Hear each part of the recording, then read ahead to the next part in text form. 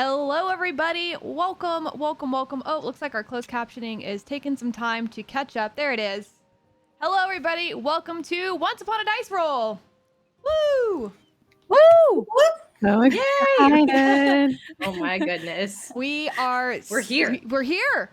We are so excited to present to you guys the very first episode of our amazing campaign. This has been something that has been in the works and planning quite literally since December of 2020, and actually putting together the entire podcast broadcast and everything for you guys started back in February. So we're really excited to bring this all to you, brand spanking new D&D podcast broadcast, whatever the hell you want to call it.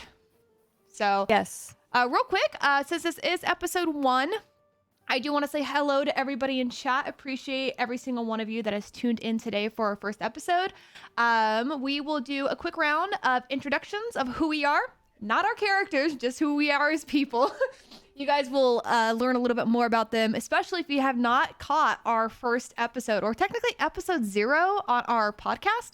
But my name is Ashley. I go by she, her pronouns, and I am your DM. And we'll go to Ashlina. Hi, friends. What's up? My name is Ashlina. How you doing? It's good to see you all. I guess I want to start out by saying I'm a baby D&D player, so this is going to be super, super fun. This will be my third campaign, but my second on Twitch. The first one was just a one-shot. So that's me. But yeah, you can find me anywhere and everywhere at Ashlina, pretty much. All the social medias. And yeah, that's pretty much me. I'm a variety streamer on Twitch. Come hang out. I love Halloween and everything horror. Yeah, that's a little intro. A little intro. And Blue Jay. Hi everybody, I'm Blue Jay. I am not a baby D&D player. I've been playing for quite some time, so of course, happy to help if there's any questions. Also, I'll probably be needing help myself because this is my first wizard.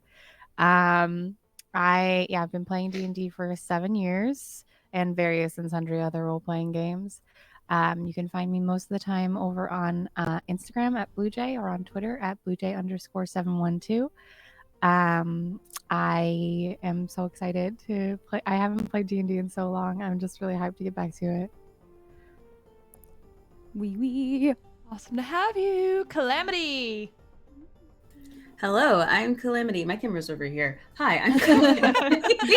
I'm used to it being over there. I'm so sorry. I go by Calamity. You can find me as Princess Calamity all around the interwebs. My pronouns are she, they, and I am a content creator, game developer, tabletop performer, and writer. I've been involved in tabletop for about a year now, and I love it. It's been a lot of fun. I've actually done D&D the least out of all the different systems I've played, so I'm a bit newer to this particular system, but just very excited to be here. Just very excited. Stella. So I am Stella Chung, otherwise known as Parallax Stella. My pronouns are she, her. You've seen me float around this small website called IGN.com. I currently work there. But yeah, it's just interesting because I mostly focus on FPS games, but then I started playing D&D about 2 years ago, and I've absolutely been in love. Recently did a Valentine's Day spicy one-shot that encouraged, not safe for work things, but yeah. So ever since I started playing, I just kind of fell in love with it, and I'm playing a completely different character than what I've played before, so I'm very excited for that. So yeah. Hell yeah. Hell yeah. Vandy. Hi, my camera's over there. I feel weird because everyone's dead on and I'm on the side and I'm like, do I switch it? Anyway. Don't worry. I'm Caroline, OMG Vandy or Vandy, wherever you can find me. I am also a more experienced D&D player and tabletop player, and I've been doing stuff for many, many years, and I'm so excited to be here and to be surrounded by these incredible women. My pronouns, by the way, are she, they, and you can find me at OMG Vandy pretty well everywhere. Awesome. Well, we're really excited to begin our story with you all. But before we do that, if you guys haven't already known that we do publish this as a podcast as well, you can find it at linktr.ee/upon a dice roll. Look at me. I finally got it right the first time. There you go. There you go. Very I've only nice. I've only been typing it like 20 times the last 2 days. But you guys can go to that link tree. It's also a command in chat if you guys want to find it as well. !podcast. It's available on Spotify, Amazon Music, Google Playlist, Google Podcast. So if you guys miss an episode, don't worry. We will all have it there. But to ensure that we have a really good episode, we're going to do a quick mic check. So each of us are going to go down and say mic check 1, 2, 3. I want everybody to spam 1 in chat if you can hear us, 2 in chat if we can be a little bit louder. So I will start off. Mic check 1, 2, 3. Mic check 1, 2, 3. Mic check 1, 2, 3. Mic check 1, 2, 3. What if I just like screamed and like yelled at the mic? I want to like. I definitely just want to like whisper and do like Do your ASMR. ASMR. Oh my gosh. Mic check 1, 2, everybody. Mic check. Perfect. Oh my god. Is that good enough? I I don't think know. we're all Yeah, good. no, And that was then perfect. to Calamity. Mic check 1, 2, 3. I double clicked the pause. The mute button. Mic check 1, 2, 3. Mic check 1, 2, 3. Awesome. And You know- Stella. Mic check 1, 2, 3. Mic check 1, 2, 3. No 2s in chat. This is good. It's all good. All these This is good. 3 or 4 tech rehearsals we have is paying off. I'm gonna be so embarrassed if I'm the only 2. Mic check 1, Oh. 2, 3. Mic check 1, 2, 3. All right. Oh gosh. Perfect. Ones across the Awesome. board. 1s across the board. That's what I love. Let's with- go. And with that, I think we are ready to begin our story.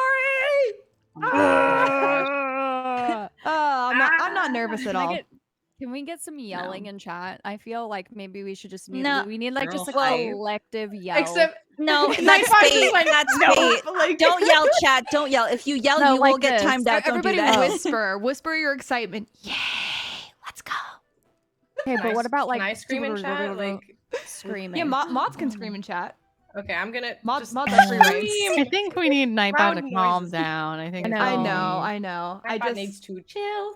once I have one of my mods who has access to my Nightbot, I'll have him go and fix it. He's just not on right now, but Excellent. we'll fix it. Sorry, friends. If my not, it'll be bad. fixed by our next one.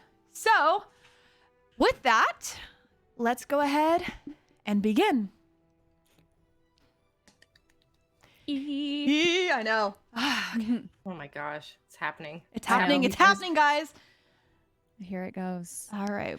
I got to get my music right, you know? Right. Yes, yes, yes. Let's All do right. it. It has been nearly 300 years since the spell plague destroyed much of the realm space. Scholars believe that the spell plague was a direct result of the murder of the goddess Mystra at the hands of Cyric and Shar. When Mystra died, the weave, also known as the universal structure of arcane forces, unraveled. For 10 years, the plague, also referred to as the Blue Breath, ravaged the land. Blue flames engulfed large sections of land, leaving little survivors. The very foundation of arcane magic was altered, even to this day. The land of Shar has slowly been reborn. As magic returned to the land, so did its creatures and its inhabitants. Trees grew back slowly and at an incredible fashion. The once desolate land is slowly returning, but a scar still remained. All until 1630 DR, when the growing kingdom of Durlusk waged war against the Gold Dwarfs for their land. This came to be called the Fire Steep Wars. The Durlusk king, Arnaud Demir, commanded and led the 20-year war and eventually defeated the dwarves for their land, all in a strategic ploy to increase their trade route and cut off the rival kingdoms. Arnaud demanded for the construction of a dam at the foot of the Fire Steep Mountains, cutting off major water and supply lines to the southern region. The once booming trading post of Shar Mid has turned into a desolate town, struggling to provide for its townfolk, let alone its wandering travelers. The land began to take its former state during the spell plague, reminding its inhabitants of the desolation that had followed. The kingdom of Durlusk has single-handedly caused so much destruction across the land, and resentment for the kingdom grows. It's only a matter of time before conflicts begin to arise again. But after the death of King Anad, his granddaughter Cecile takes the throne. Nearly 30 years after the war, and the realm now has all eyes on Queen Cecile, as rumors begin to spread that she is preparing to wage more war in the name of her grandfather. Our story begins on the third day of Elesis in 1680 DR, in a small cafe on the outskirts of town called the This and That Cafe. A small wizard sitting in the corner is reading and studying. That is you, Blue Jay. Haha, you're like small wizard, and I'm Small? like, Not Hey, that necessarily sounds- small. 6 foot, I mean- small. she folds herself pretty well. She holds herself pretty well. She finds herself reading and sitting in the corner studying. Suddenly, a big burst through the door. Oi, it's time! They're gonna string him up, they is! A poor man!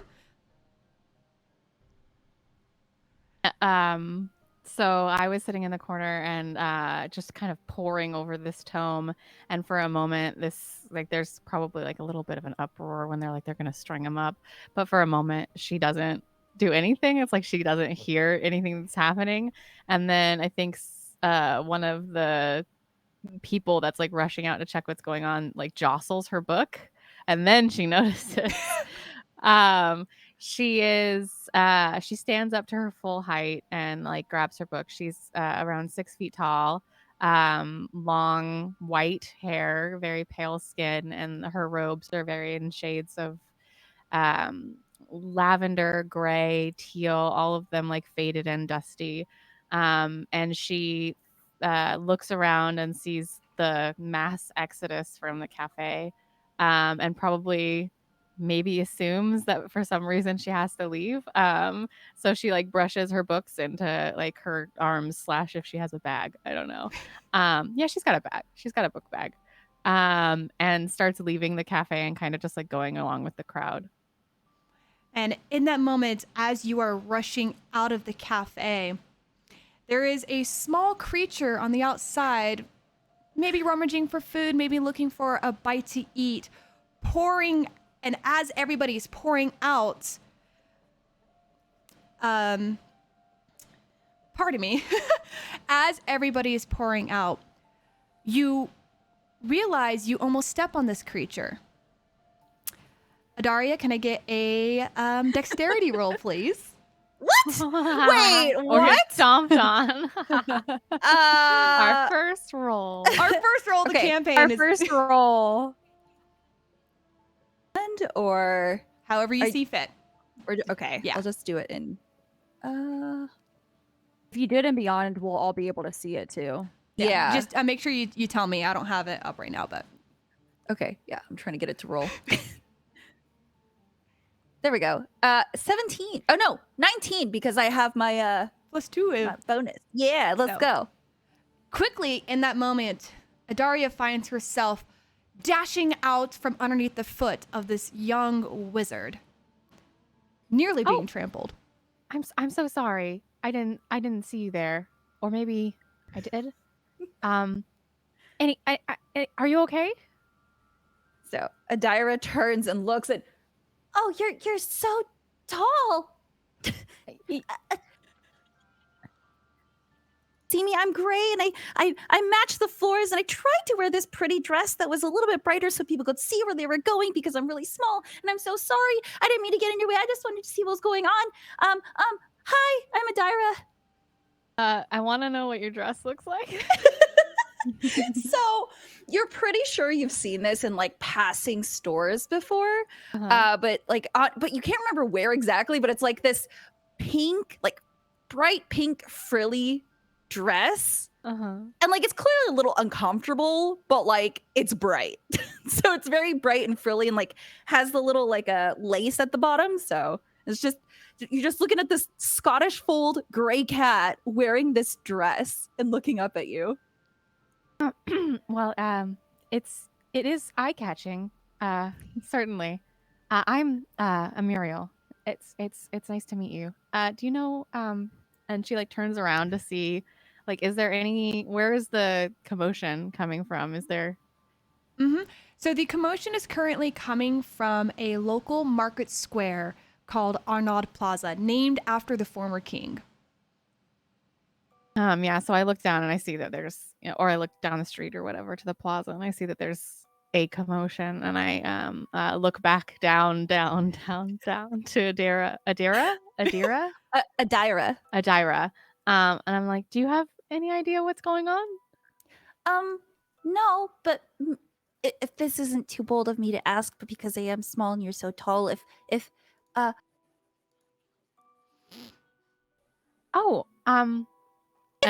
okay, I know I can try to climb the rooftop and see.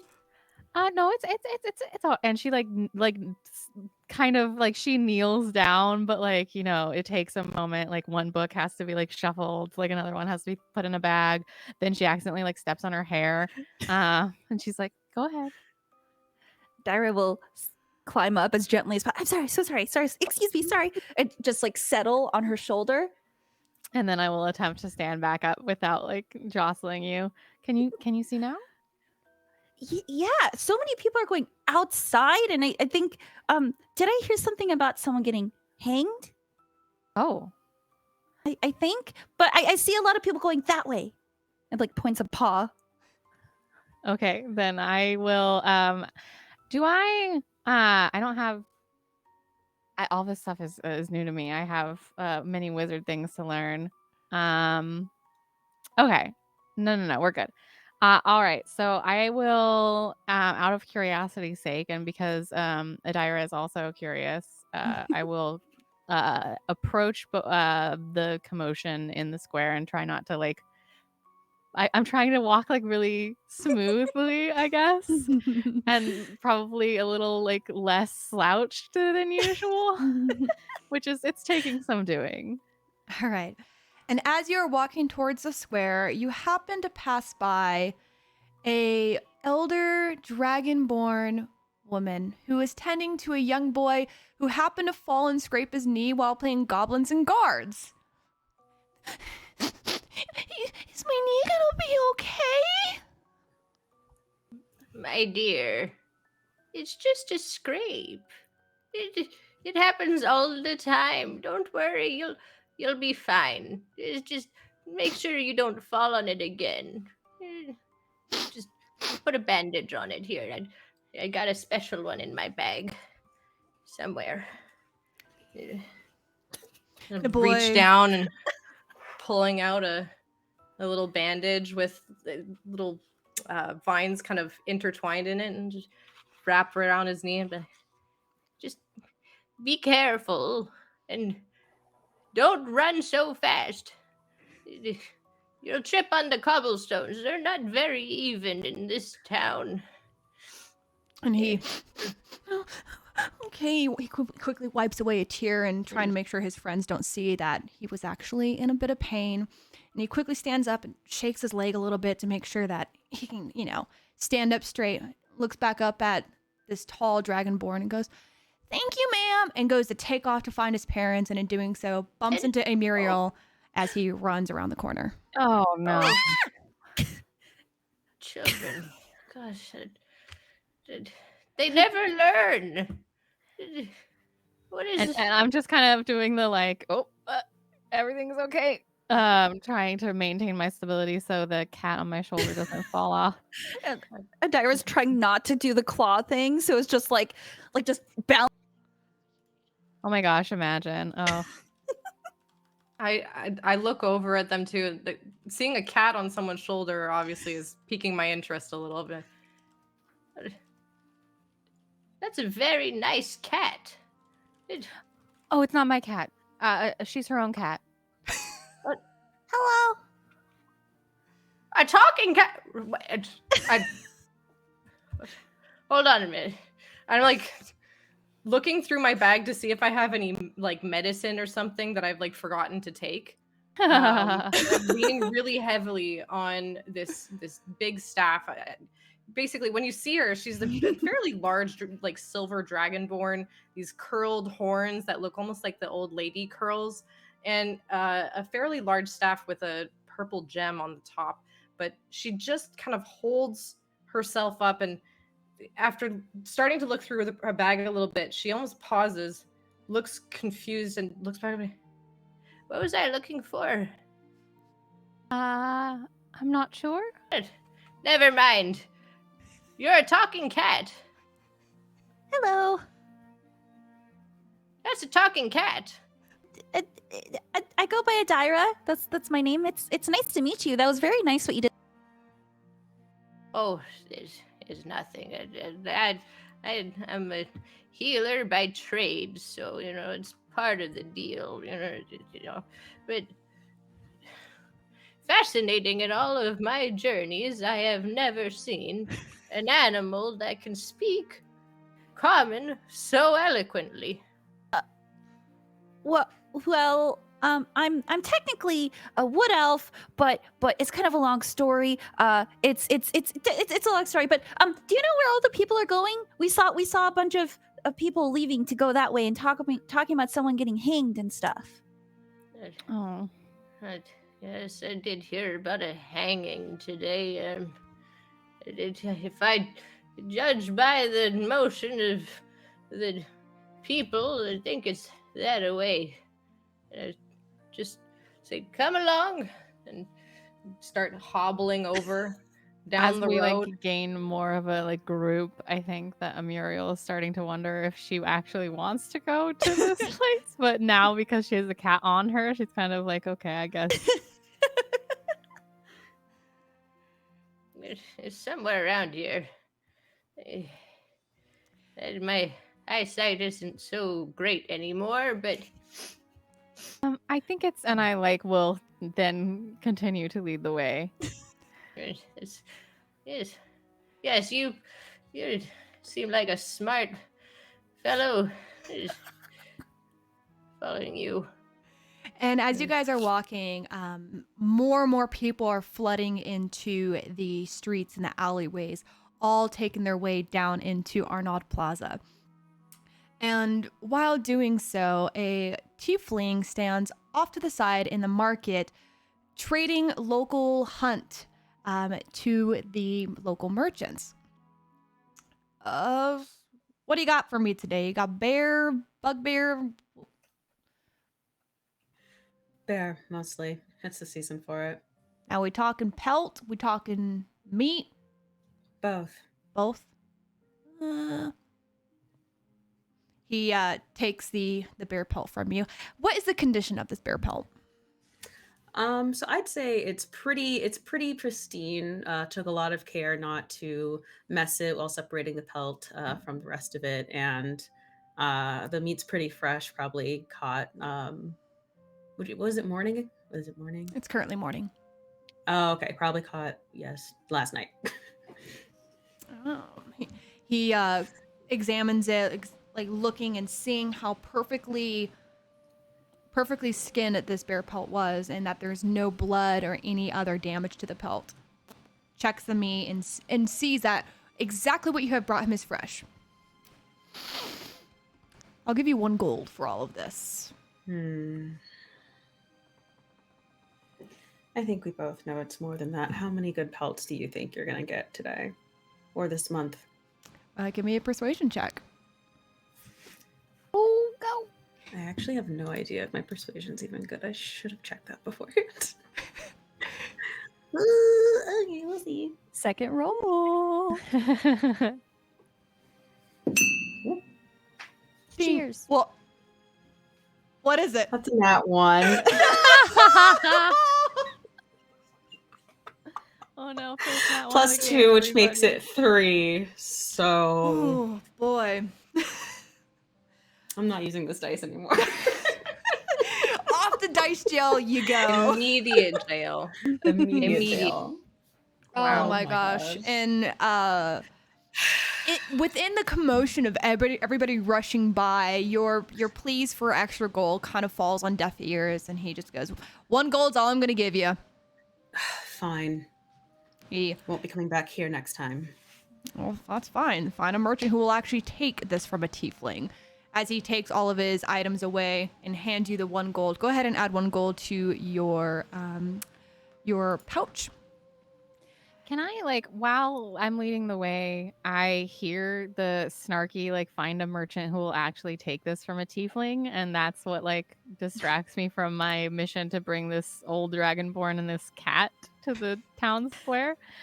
And so I hear that, and I turn, and I'm just, like, immediately no longer walking carefully. Now I'm walking with, like, purpose, I suppose. And I, like, go up to the merchant, and I'm saying, I'm sorry, did I hear that you're not fond of working with tieflings, sir? What You do have you... a problem with the infernal or celestials? Well, I mean, we're shopping. what? I'm sorry, I didn't hear that, ma'am. Was that what you said? I asked if you had a problem serving the infernal or celestials that live here. Only ones that are liars. Liars. Liars, really. I'm Mhm. curious to know what you thought I was lying about. Do you remember that beaver pelt you brought me 2 weeks ago? That wasn't beaver you brought, was it? Was it a platypus? Like, what was it instead? I Was it a happen cat? to have thought that was the most fine beaver pelt I ever saw, and that I ever purchased. So I took it home, and it happened to be a skunk pelt, painted brown. Well, if I wouldn't bring you something like that. shouldn't You a know that. fine trader like you know the difference between pelts? Can I insight? I've just met both these people for the first time. Can I insight check the tiefling that I'm unfamiliar with to just see, like, should I really be taking? I mean, I instinctively took her side, but, like, also, like, should I? Yeah, have go done ahead that? and give me an insight check. Okay. Now I get to pick which of my dice are going to jail. I'm like browsing the I got pelts a at this natural point. 20, bitches. Let's go. So Spell dice in that win. moment, you can see the merchant's eyes being very shifty. He's not making much eye contact with you. He just did not feel comfortable answering your initial question about wanting to serve celestials or infernal bloodlines. I fold my arms over my chest and I look at him and I say, I think that you should take care blaming people for lying when you are here in front of me doing the exact same thing. And then I, like, turn to the tiefling woman. What do you look like? Sorry, I don't remember, Calamity. So Lyrican is about like 5'5" ish. Has a long dark braid going straight back, like reddish brown skin, tail, and I believe we settled on hoofed feet. Okay, so I turn to you and I say, if you don't mind, I know the way to the head of the Merchants Guild. We'll have a talk about this. And I, like, immediately, like, turn around, my, like, dusty cloak, like, billowing behind me, and, like, start off as though I know what I'm doing. In We're anger, done the shopping. merchant just gives a little just a little huff and puff before he quickly, like, runs over and pulls a cord down before all of the drapery hangs over his stall, signifying that he is now closed. Good. Excellent. And then as soon as we get a little distance away, like, I don't know if you follow, if Lyrican follows, but I then think- there's, like, a yeah. slouching after. Immediate mood. Yes, Lyrican is very curious as to why this person even approached them, especially to defend them. So I think out of nothing but curiosity, she will follow. Yeah, so then once we get, like, a little distance away and, like, he closes up, I, like, slouch over and I'm like, oh, I'm so sorry about that. I just as cousins of tieflings, I have feelings when people choose to discriminate in that way. No, I absolutely get it. Are you okay? Oh, I'm quite fine. Thank you. I'm a appreciate Muriel. it. I'm a celestial. Sorry. I know that it's not as obvious sometimes. It's nice to meet you. No, it's fine. Yeah. It's nice to meet you too. No one's ever really done that around here before. But I appreciate it. Lyrican is my name. And this is, and I turn to the Dragonborn. I don't know if I got your name. Right. Oh, I'm Muriel. I have a longer name, but you can just call me Muriel. Oh, well, Nice our to meet names you. are very similar. That might get confusing. Muriel. I'm Muriel. No, I'm Myrtle. Oh. Oh. What did Myrtle? you say? Is your name Myrtle too? No. I don't. That was very confusing. Sorry. Then this is Myrtle, and then I like remember that I have a cat somewhere on me. We have a talking cat. I will say that ever since the cat spoke, Lyrican's eyes have not left her, just staring. Just sort of like answered Muriel's question, but also just did not break eye contact with the cat. Adira's just like nervously like petting her little like collar, just like, hi. Would I be able to detect that just from my involvement with Wood Elves, would I be able to detect that she's a Wood Elf? Do you think? Give me an Would it be like Arcana Arcana? check. Yeah, Ooh. because it's magic. It is magic. Well, maybe it is. Maybe it isn't. Nobody knows. Nobody knows. That's true. I'm gonna use secret. you. Also, it's secret. You've been a nicer die to me.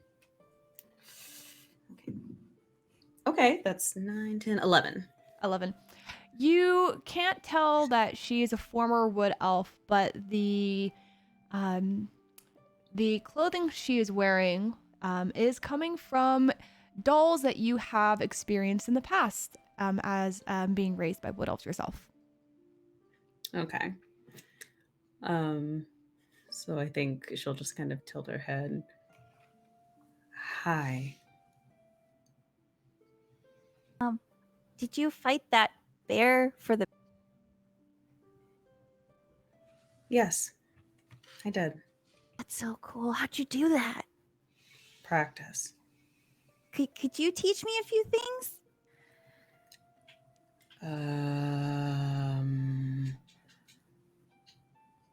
Maybe one day I could teach you how to help.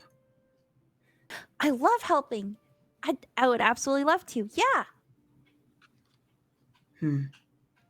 Yes, well, hunting, murder, real great. And I'm like sweating a little bit. I'm like, oh. If I can ask, where are you all headed? Oh, We're hanging. yes. Is this something you commonly group up to do? No. Okay. Well, I suppose most hangings are generally seen in groups. So yes, probably. But I don't know these people. I'm just bringing them. We're new friends, I think. Were you a friend of theirs? Closer to that than anything else, I suppose. Right. Well, I mean, I wasn't going to watch the hanging for entertainment value or anything. It's just, it seems to be, I just wanted to know what was happening, I guess. Some people find it fun. And in the middle of your conversation, you hear trumpets blaring, signaling that the public execution is about to begin. Not about that life. I don't want anything. We're gonna miss it. I guess like with the look of like, I don't know what I'm doing, I would turn back towards the square and like, I don't know, hurry? Question mark? It's like a confused hurry. Sorry, I just wasn't expecting that from the cleric of all people. We're gonna miss so it. sorry. I'm so It's the hanging. This is oh, Oh my I gosh. got tears. You four God. find yourself being kind of swept up with the crowd moving towards the center of Arnaud Plaza.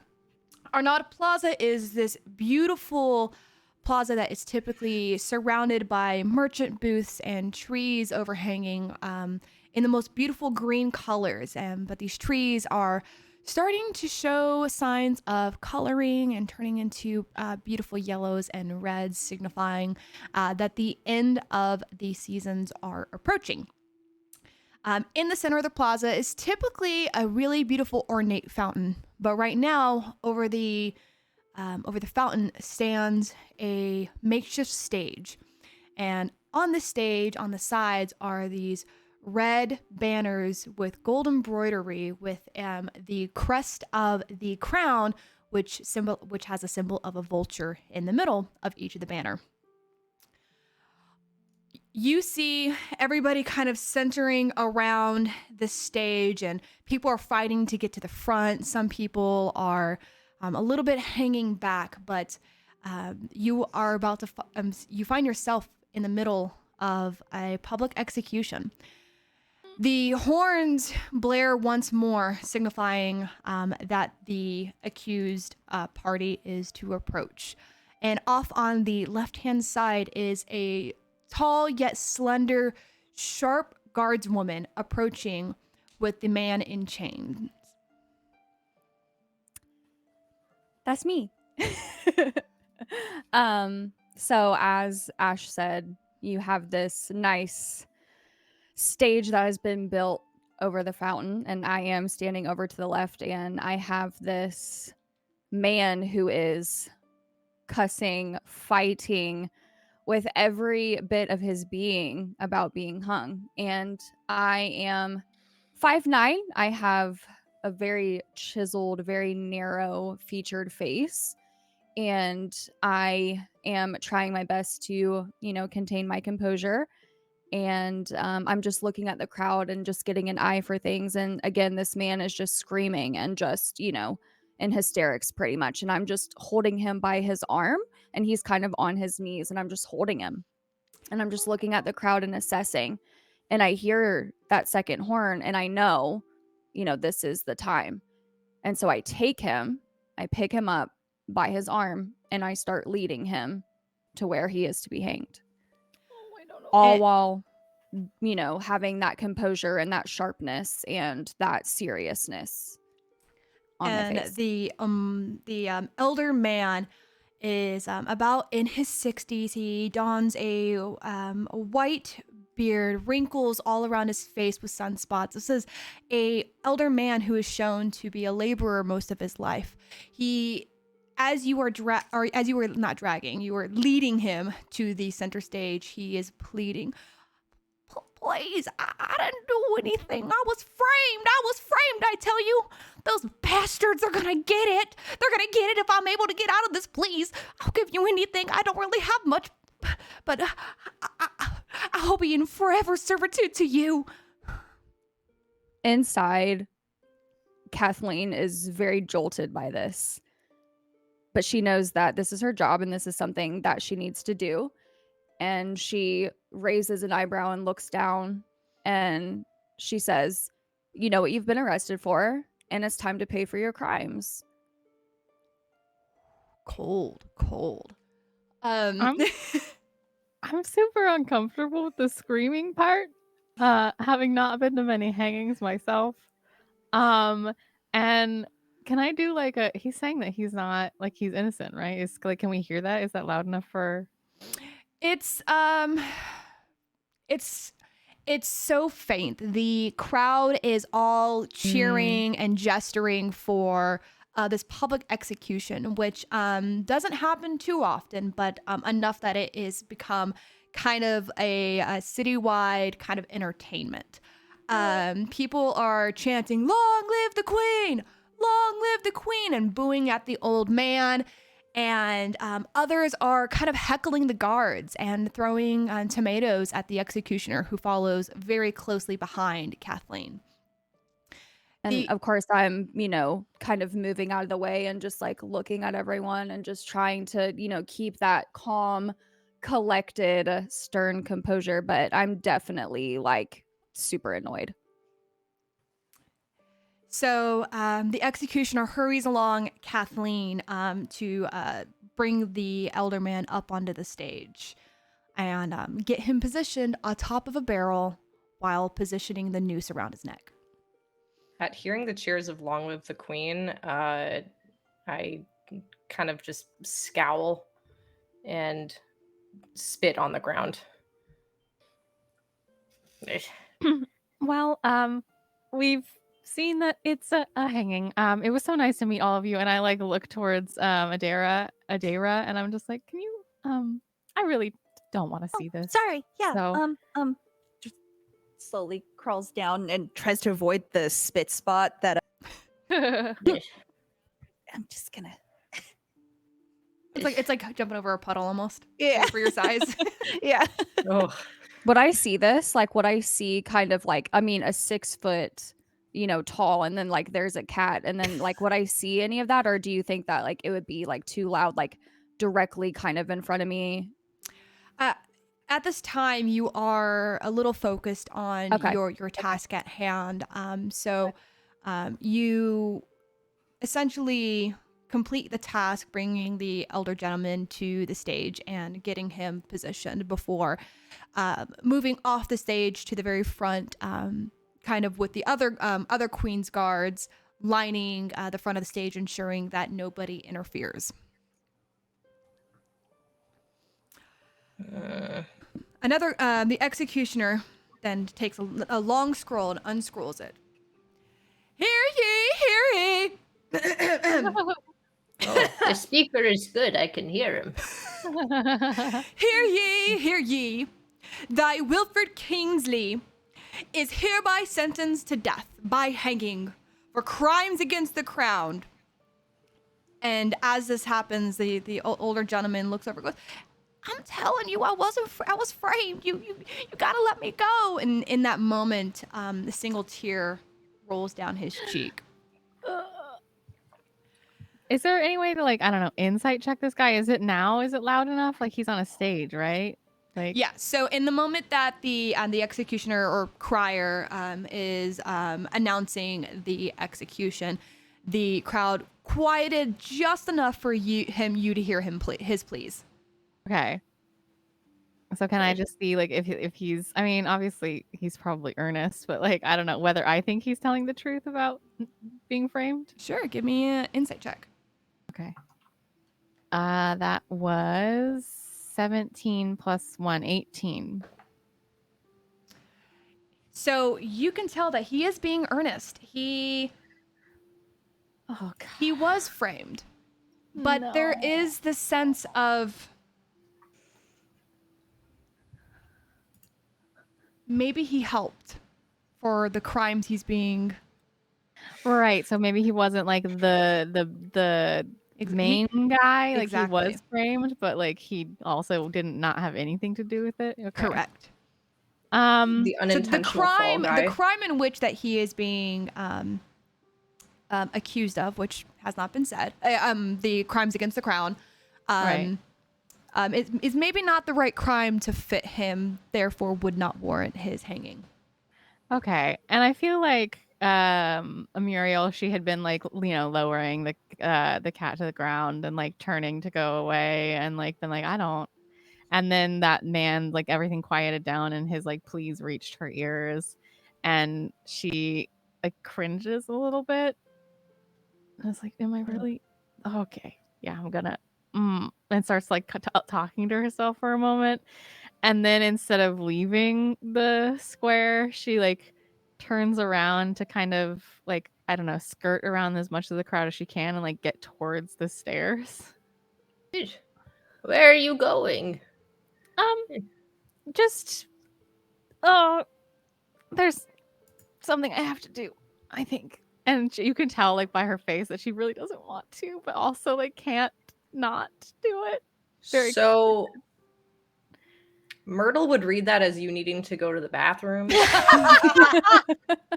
Absolutely. And Myrtle would probably be like, no, I could probably go too. Do you know which way it is? Well, I can go with you. It'll be ladies to the bathroom type thing for a big event.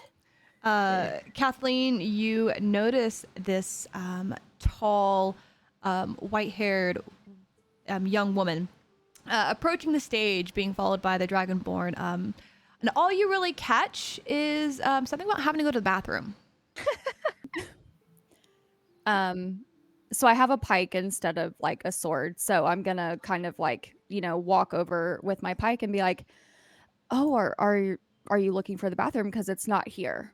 It's not this way. So if you need to go to the bathroom, you can go into, I guess, would the tavern or the markets kind of be like, would there be a bathroom, Somewhere. in the vicinity, I guess?" A yeah, lot totally. of Imagine like the Belfast. market Okay. kind of vendors on the outside, they've all kind of closed up shop. The only ones that were really open were the ones selling the tomatoes that were being thrown at the guards. Seems fitting, but you do Thank you, know honey. of a tavern not too far that is currently open and allowing patrons to use a bathroom. What's the tavern called? The Sweltering Pig. If you need to go to the bathroom, you can go to the Sweltering Pig. Actually, not. I don't. I mean, maybe she does. I'm not here to go. It's Have a- you listened to this? Has he had a proper trial? It's a little more urgent than that, dear. I take out one of my books and I like fan through it a little bit and like from a like absolutely honest point of view, it's a spell book, obviously, but I'm like looking at it and like pointing at something random and I'm just like, it says here that every citizen of Durlesk is owed a fair trial before they are sentenced to death. Has this man been tried? Has he been found guilty? Would Kathleen know that she is not using like I mean, a if he real like book? looked at it, but Being part of the Queen's Guard, you do know that since the death of King Anod, the Queen has herself been overseeing all crime cases and has been the sole person bringing on the punishments. Okay, so but would I know that the book that You, my book? Yeah, you Yeah. probably wouldn't recognize that it was the book, but from your background and being part of the Queen's Guard and having direct access to the Queen and the court services, which is just basically her throne room, Right, you right, do right. know that what she is saying is not true. Okay. I would look at Amiriel. Is that how you say it, Blue Jay? yeah, I would look Muriel. at Amiriel and I would raise an eyebrow and I would say, "Are you questioning the Queen?" That's probably dangerous, right? And she like actually says that out loud. She's like, "That's probably a dangerous thing to do, right?" And I I just would take a hand sorry. and hold Muriel's, like, I just put a hand on her elbow and just kind of like squeeze a little. I'm gonna take a step forward, like, and just be like, "It's really not a good idea." She didn't mean anything by it, dear. Like I said, we're just looking for the bathroom, and well, because it's urgent, do you mind if we just scoot over there and go? And I'm just going to look at both of you again, just that stern face, and say, "You know what happens if you question the Queen." I'm gonna just wisdom check real quick. Now, listen here, lady. And I'm gonna get up kind of like in her face, like kind of just like prop myself up a little bit further and push Muriel kind of like to the side around. I'm gonna try to like push her.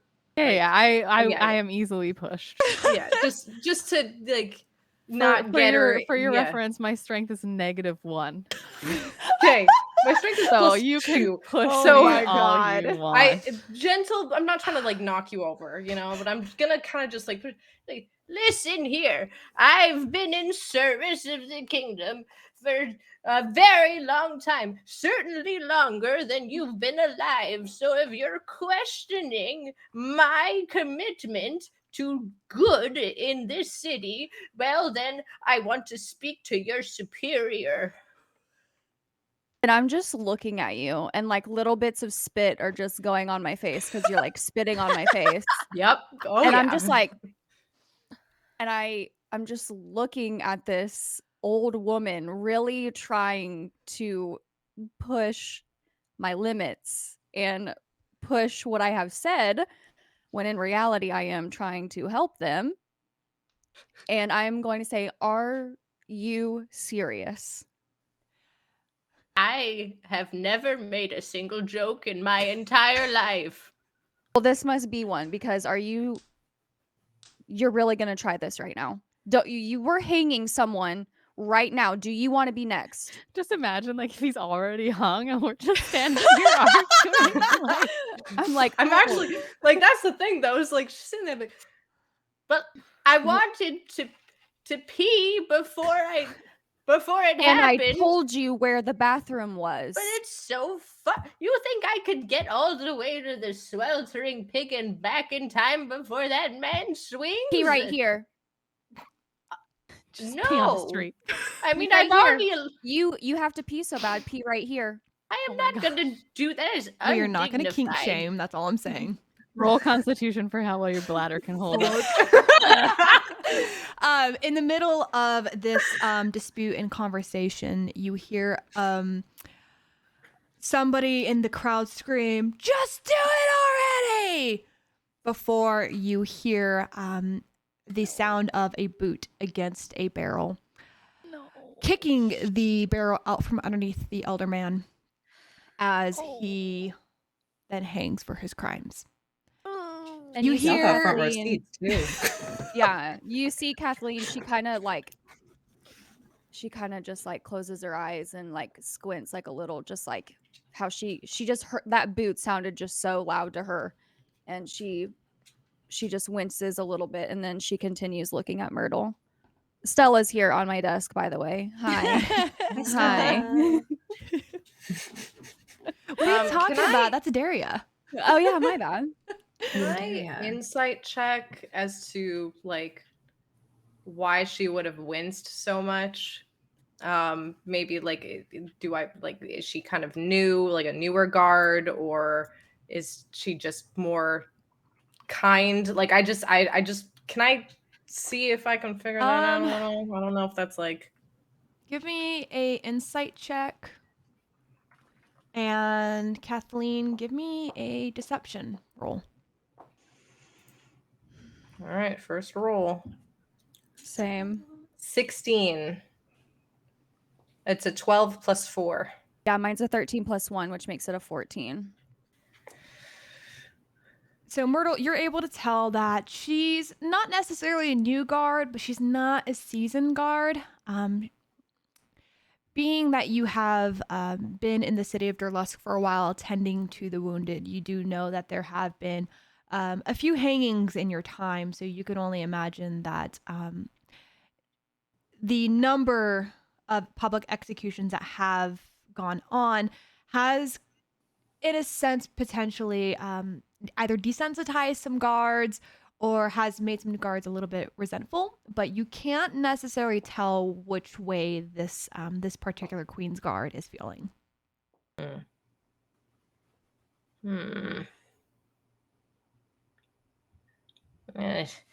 You're not a fan of the hangings, are you? And I'm just gonna like kind of shrug and just be like, the queen does what she needs to do. Right. Well, Go piss, girl. first of all, I am a woman. I didn't really say that. I was just joking. Oh. All right, well, there's the title of First episode of 1, Go all. Piss Girl. Yeah, I was like trying to make a joke, like, go piss, girl. I'm gonna just shrug and say, the queen, does what she needs to do. Is that Right. why you became a guard? to serve without question? Yeah. Is there a problem? I thought we kind of, now that the hanging's over, I thought like maybe like we wouldn't like have any more issues, so I can go back and do my job.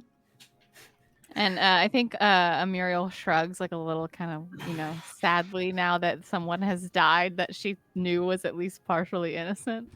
And she kind of just turns around and I don't know, like, is making to leave basically everybody. But like, she's not gonna, like, I'm not gonna push any of you away if you come with, Remind me what the man's name was again. Queen's Guard. Wilfred Kingsley. Wilfred Kingsley. Wolford Kingsley. So Right. Adira will probably have like, snuck up close because two for the people that she met just left to go up front and has been hearing this. Is the guy dead? The guy is dead at the moment of his hanging. It was basically nearly instant. Okay. Yeah, I will say that Lyrican also sort of like probably stepped up, probably actually like looked at Stella, what's your character's name again? I'm so sorry. Adira. It's okay. Adira. There's a Yeah. lot of A's. There's so many A's. Yeah. Adira, We have Muriel. Adira, Amuriel, and then Myrtle. We have Myrtle. Fuck. Whew, okay, we got this. But I think like probably would have seen her trying to go through the crowd and would have been like, and then like gestured for maybe her to hop up on her shoulder so she can walk them both up there. Okay. Yeah. So Here, she's kitty, just kitty, settled kitty. on her shoulder. I'm not and heavy, am I? No. And I think she walks up and says, "So, what exactly did this man do?" Talking to me, Calamity. Sorry, I was writing down those names so I could memorize them. Probably like a general, like probably is like next to everyone, but is kind of probably more directing the question to Kathleen. Kathleen? So Ashwood, when the caller, the executioner, when he unrolled that scroll, would it have said what he had done? Like basically just, or is it an overall going against the queen? So the executioner, when he was making his cry out about the public execution, he said that Wilfred was being hanged for crimes against the crown. You, being one of the Queen's Guard, directly know that it was for treason. I'm just looking at them because now it's like, now a little bit of like a circle has started to form. And I'm just going to take a step back because it makes me a little nervous, obviously, because Myrtle did just come in my face. So, come to my face and like started yelling at me and everything. Sorry, wording. Oh my God. Thank God we are marked as 18 and up.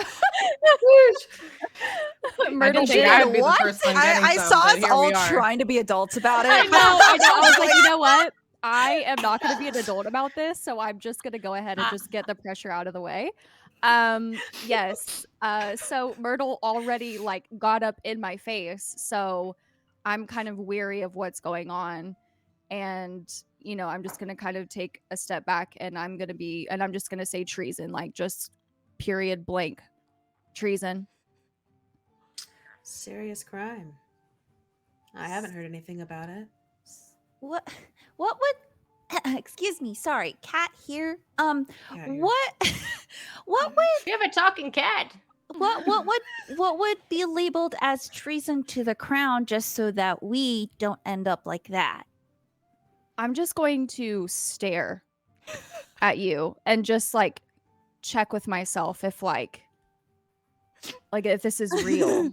Like the cat is talking, right? It's a talking cat. Yeah. I She has have a name. I'm gonna take another step back because now like I'm like really nervous. Like what's going on? Like why is there a talking cat? Like another step back.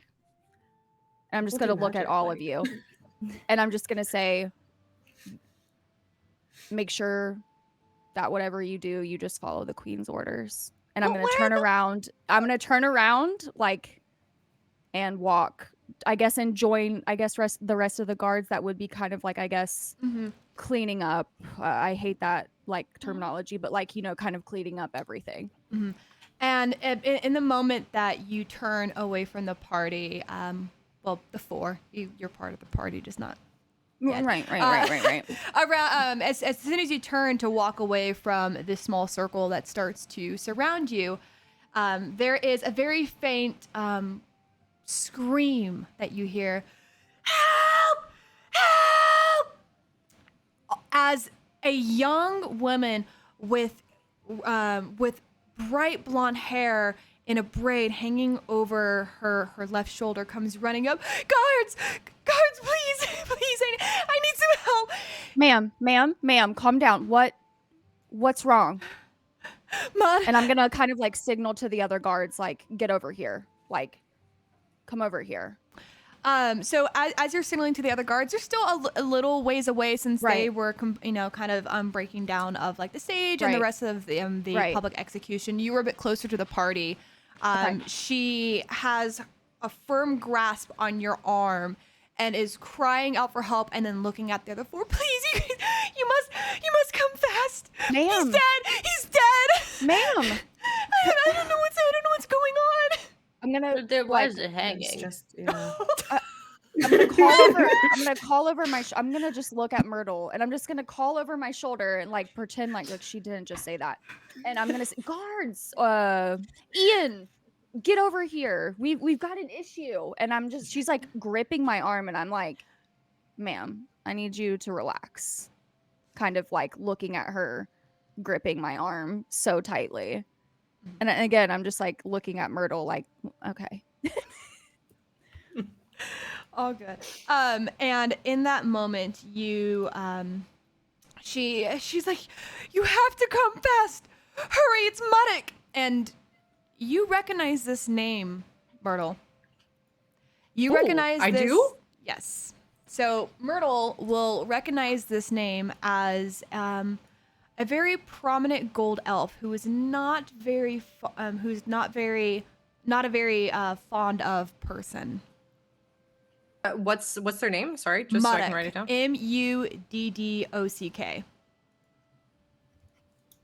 Muddock. And like people don't like him. Okay.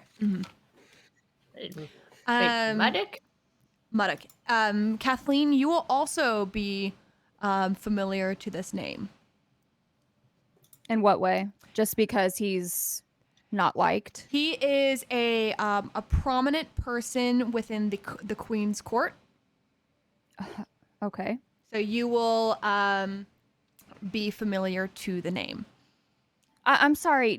Ma'am, did you just say Muddock? Yes, he's dead. I'm one of his handmaidens. I walked into his house to go to work. He's dead. He's dead. I don't know what happened. Dead how? Muddock, really? I'm just dumbfounded. I'm just so, because what I have seen Muddock like yesterday, pretty much, like the day before. Ash. No, you wouldn't have. He's not somebody that was very frequent to the Queen's court, but you do know that he was a key player. You don't really quite remember why. Okay. I am going to tell her to lead us to it. All right. And with that, we have our first map that we're going to go to. My map thing that I utilize crashed on me at the very beginning, so let me take a moment to transfer over. But chat, I hope you guys are all enjoying the story so far and the pure chaos that everybody's bringing, because I'm here for it. Yeah, I said those My things favorite in thing front was of somebody my was mother, like, chat. That's fine. My favorite part was somebody was like, man, I'm really impressed with how well these captions are, and then all of a sudden my dick for Muddock popped up. Oh I can Oh see why my the closed God. caption might have a problem with that. Yeah. Yeah. Yeah. Just give me 1 second. I am missing somebody. Oh, there. I was like, I am missing a key person in my map. Give me 1 second, chat. I got to adjust some things because my stuff decided to crash on me. no. Technology. It's Not the never tech. too You know, good. it's got to happen like any friggin' time, right? Mhm. All right, let me. If it isn't a stream without tech issues, is it really a stream? Did it even Exactly. happen? Did it even happen? Did it even Honestly. happen? All right, give me 1 quick second.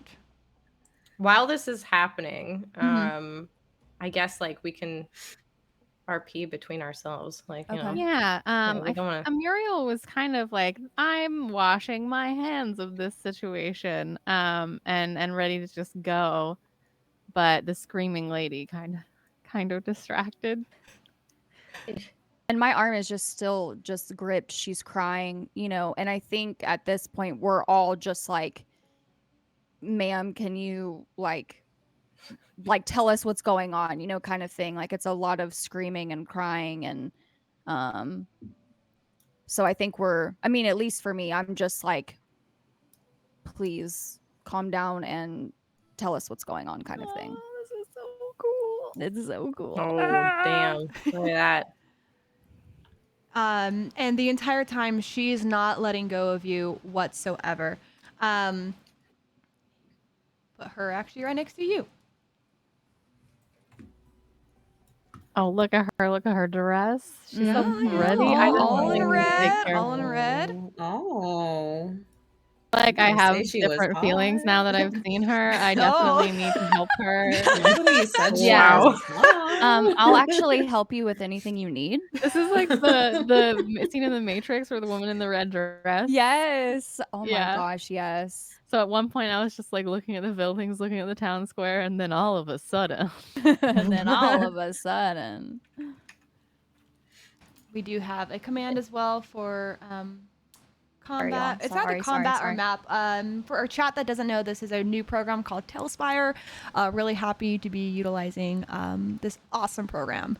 And also too, everybody's minis are actually their characters, so I love it. hell yeah! All right. Look at all these books I got. I got so Yeah, so many books. So many books. They just float around with you. I love that. I can't believe you were able to get my character hunched like that. I love it. it's so cute. Old lady. All right. So the woman now has guided you to the home of Muddock. He's here. She can barely get a word out. You can tell she's very choked up. She has a really good relationship with this elder man. Take me to exactly where he is. It's like I would probably need to lead just because like guard, you know, like I guess like safety, but also because I'm the queen's guard. So I'm gonna let her, you know, lead. And she's still squeezing my arm and I'm kind of like, I wish she would stop doing that. But I'm gonna follow. Follow. And her. she's a little bit in hysterics and it's like, I can't go back in there. Where is it? He's in his study. And then I'm gonna. Would I know where his study is? I mean, I guess. You've never visited Muddock's home before. Okay. Where is it exactly? What side of the house is it on? It's in the back right. Okay, and then I'm gonna just head just as in. like a precaution, can I insight check this very frantic young lady? Yeah, go right ahead. Okay, cool. Just in case. That's another natural 20. Oh my gosh. Wow. Okay, Oh, so wow. that dice is never Amazing. going in jail. Got I know it. that dice is my favorite dice now.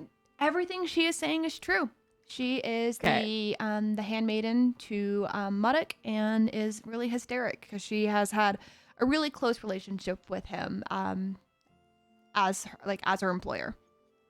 Okay, just like I'm a little off center with the hanging situation, kind of just getting swept into the mystery of all of this, but her earnestness and her genuine emotion just makes me want to help her. So I will all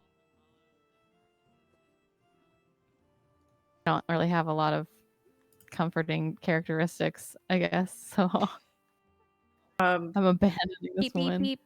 Sorry, I Can have to make I- noises when I move my character. It's only proper. Can I go up to the woman and just check and just ask her, "You're not injured yourself, dear, are you?" Oh, No, emotionally maybe scarred for life, but Yes, well, she kind of like falls to the ground and is a little bit hysteric. She's just just kind of having a complete breakdown. I'm just gonna like lean with her and kind of like have her lean against me and just there. It's not easy seeing death in any form. But I'm just gonna like try to comfort her and yeah, just chill her out and sit Alright. with her. Lyrican, what are you doing? Lyrican's not great with feelings or emotions, so I think the entire time she's just kind of been staring, and the moment this lady falls over, she takes like 3 steps back. Because she's just like, I don't know about all that. But she's just kind of listening and watching and doesn't know why she's here, but she kind of feels entitled to see this through because of Muriel's involvement with the earlier. So she's just here, quite honestly. Adira, what are you doing in this moment? She is right behind the guard and next to Muriel and is anxiously waiting to see what's going on. All right. Yeah, I'm just assuming I can do more help with investigatory type things. And I leave behind the crying woman because I'm just like, I don't do this. Alrighty. I want to do the Yeah. investigation. So I hear also like we heard where in the house this was. back right, I think. Okay, so I would be behind Kathleen, kind of a little hesitant to interact with her because of her previous job. Mhm. But definitely following because I also want to see what's going on. All right. Now, Ash, I'm assuming you're about to say it, so I'm sorry if I'm interrupting you, but is the door open? Door is unlocked, so go ahead and open it. Okay, I'm gonna unlock it and kind of do the Scooby-Doo like lean in and hello? Is anyone here? I'm not trying to die. Is any hello? And obviously no response. And then I'm gonna slowly proceed I less Scooby Doo. I less Scooby-Doo. Oh my goodness. Yeah. back I'm a right. kitty, so I'm just like slinking in the shadows just in case anything like pops out. I mean, I'm assuming that in order to find that her person was dead, she had to stumble upon him in the first place, right? So in my head, that already happened, and maybe I'm not thinking that there could be more going on. So I just immediately, I Scooby-Doo, of course, like the door, and then I start making my way. Sorry, that's the best way I can describe it, I guess. No, lean I love in, lean in, and then I'm gonna start slowly, with strong steps, because I do have my pike. I do have my pike still, so I'm with strong steps, yet slow and cautious. I'm gonna make my way to the back room, the study. are there really books all over this place? Because I think I get distracted. This is Yes, stunning. this is his study. So he is yeah, there's a lot of books and a lot of papers and diagrams. So as of right now, we have Kathleen and Muriel who have walked into the study of Muddock. There is obviously a commotion has happened in this room. A table is toppled over. There's paperwork everywhere, scrolls and blueprints just kind of haphazardly tossed about. On the other side of the table lays Muddock Baylor dead. am gonna go into kind of investigative mode. You know, being a part of the Queen's Guard. You know, these are things that we have to do. Adara, did you fall through the map? Yeah. No. Oh no. I'm like, I fell through the map. Oh no. no. Okay, there, that work? I see you now. I can't. Okay, let's see. Yeah, I don't know. It's Yeah, weird. there you are. Okay. Oh, I can see the corpse I'll there, move. too. Okay. Oh, Yeah, I'm I over the shelf. Never mind. For me, for me, I am looking at a basement or something. Like, here, I'll just take a screenshot and share it. But yeah, I am fell through the map. I see you, but no. okay. I do know. Yeah, that's. I knew I didn't trust this back room.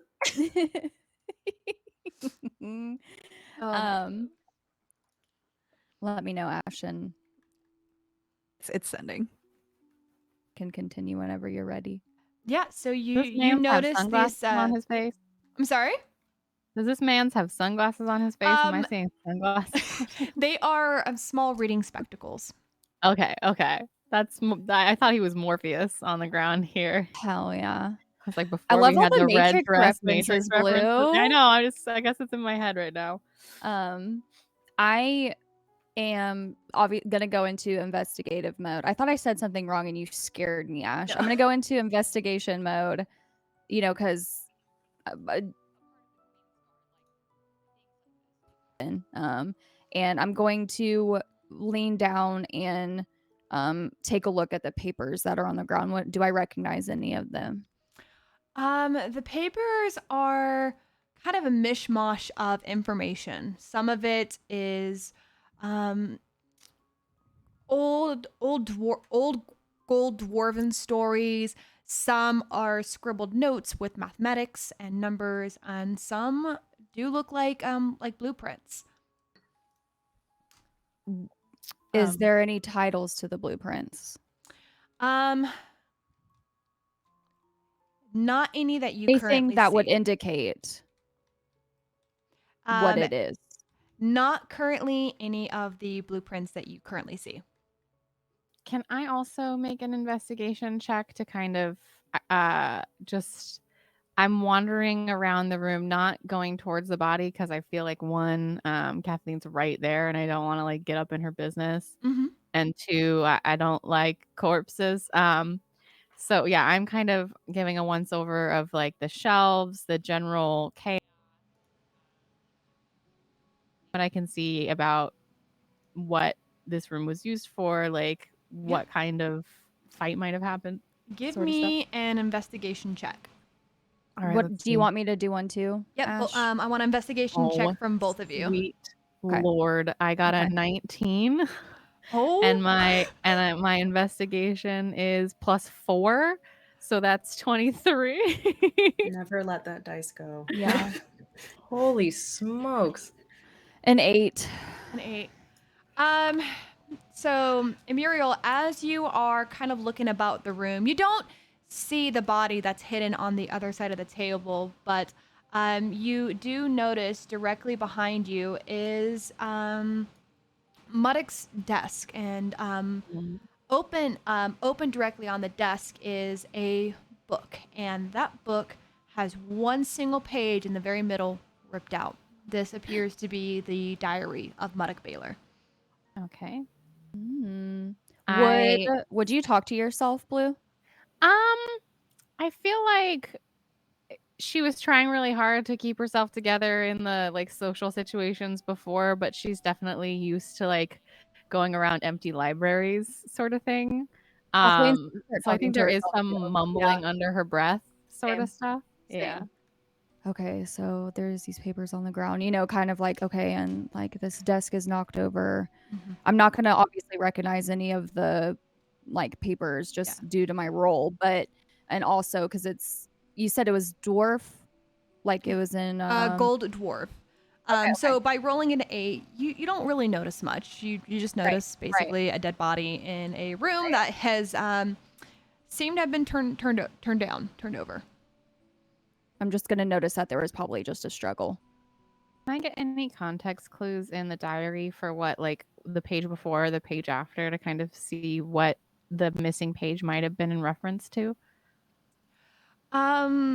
Yeah, so the first page, as you are kind of briefly skimming and reading over it, the only thing that you are reading is about a group, one that you've never heard of, called the Lost Rebellion, and something about Lost plans. Rebellion. Yeah, can you spell that? The Lost The Lost Rebellion is a Rebellion? lost. It's Lost a rebellion Rebellion. that's been lost. Oh, okay. Yes. Why did I think that was one word? I'm sorry, Ash. It's okay. And I'm like, yeah, I'm just looking at the page before the ripped out page and the page after the ripped out page. And then I like turn my head to kind of look and see where Kathleen is in the room, and then see if I can just maybe put the diary in my book bag without her noticing. Give me a sleight of hand check, and then Kathleen, give me a perception check. Okay, let's see how this goes. Mm, I get a 6. 16 plus 3 got a 19. Unfortunately, Kathleen does spot you trying to quickly slide something into your bag. Hey, what are you doing? I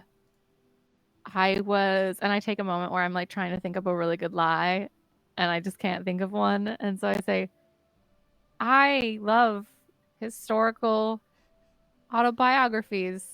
That's evidence. You know that, right? Yes. Yes, it's evidence.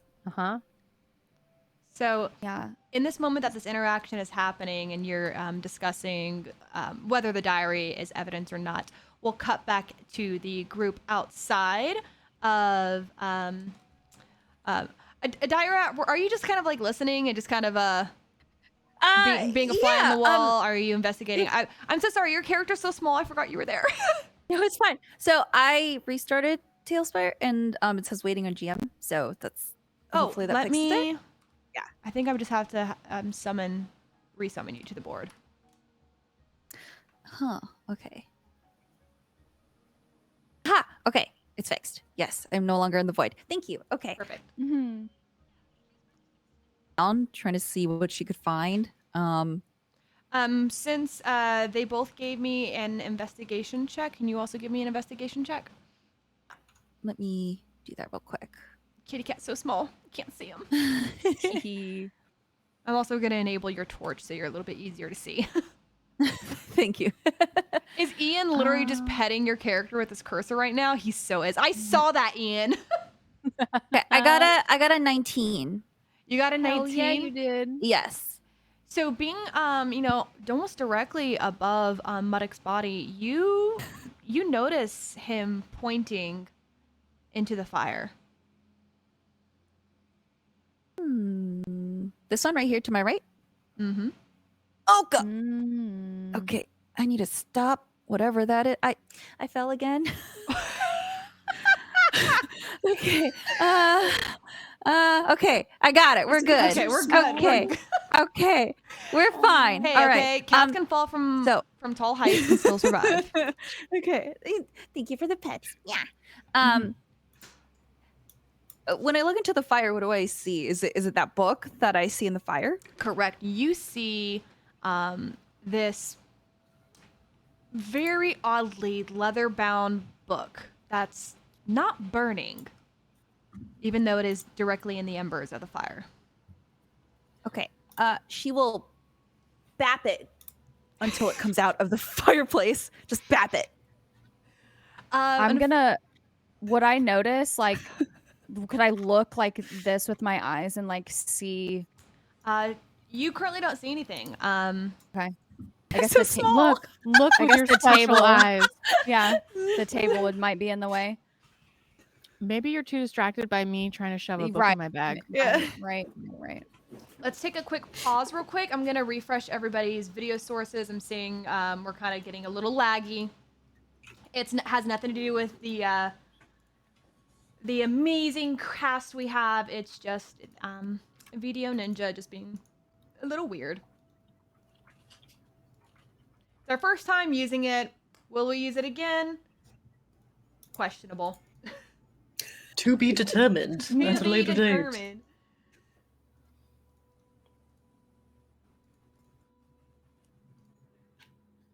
All right. Okay.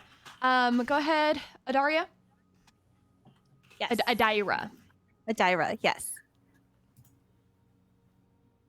Oh, You- yeah, I'm just bapping the book out of the fire, just like trying to get it to move out.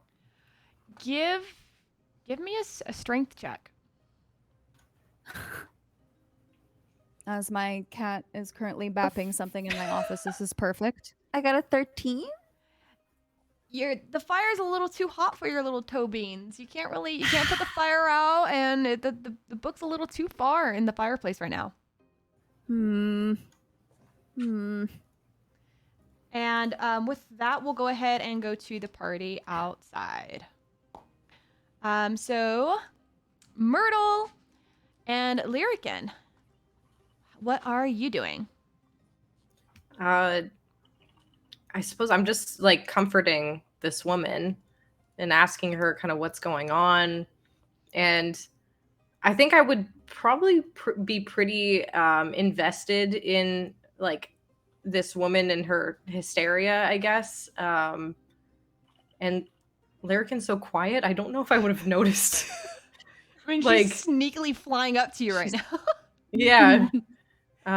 So I'm mostly just like looking at this woman, just like, what happened, and did you see anyone? What exactly? Was he stabbed or hung, or is he bleeding out still? Should I go over and patch him up, or is he? It's I just stabbed. walked in and he's just lying there. I didn't see any blood. I didn't see anything else. I don't know. I checked his pulse and just there was nothing. He's probably dead at this point then, if you checked that time ago. I'm Yeah, I'm so gonna say he's sorry. I'm so sorry, dear. It seems like it's very hard for you. But was there anyone else who has access to the house other than you? No, it's just me and Muddock. I left late last night after preparing a large dinner for some guests that he was having over. I wasn't quite sure who. He dismissed me early, and after tending to my animals back home, I came. I just found him there. I just found him there. Right. And these guests, do you know who they were, perhaps? I don't know. He didn't say anything. He just said that he was having some guests over and asked if I could prepare a feast.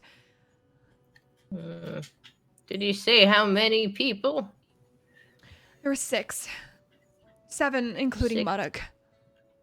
6 guests. All right. You didn't see them when they came in. No. Oh, all right. I'm gonna say that at this point, upon hearing that, Lyrican just kind of, without a word, walks into the house, and looks to investigate, like maybe see if there's a dining area or something. No.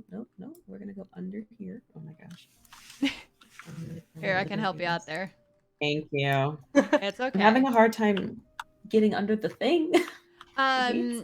There should be a green slider on your right-hand side. You can grab that and slide that down, and that will help lower some barriers that you might be seeing. I think pressing in, like in as in Nancy, also cuts like the roof off, I think. Okay. Yes. Okay. So I think that Lyrican's going to start like investigating this dining area to see if there's anything fishy in there going on. Sure, go ahead and give me an investigation check. Investigation. That's an 18. An 18. What you can tell is that the dining room hasn't been touched. The food layout on the kind of the buffet table as well as along the dining table. It's obviously cold now, and there's a few bites out of the bread and cheese. Not from that of a human, but what appears there might have been some rats that got to the food. But from what you can tell is that the food is undisturbed. So like the food has been like set out, like served, but nobody's eaten anything. Correct. Okay.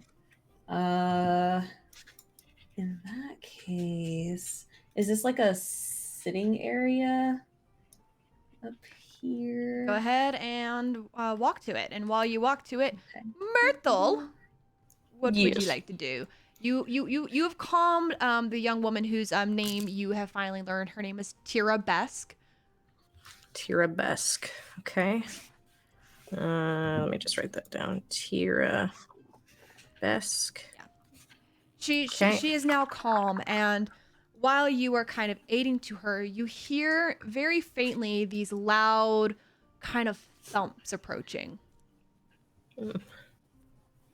Somebody has footfalls like an elephant. I'm just looking around.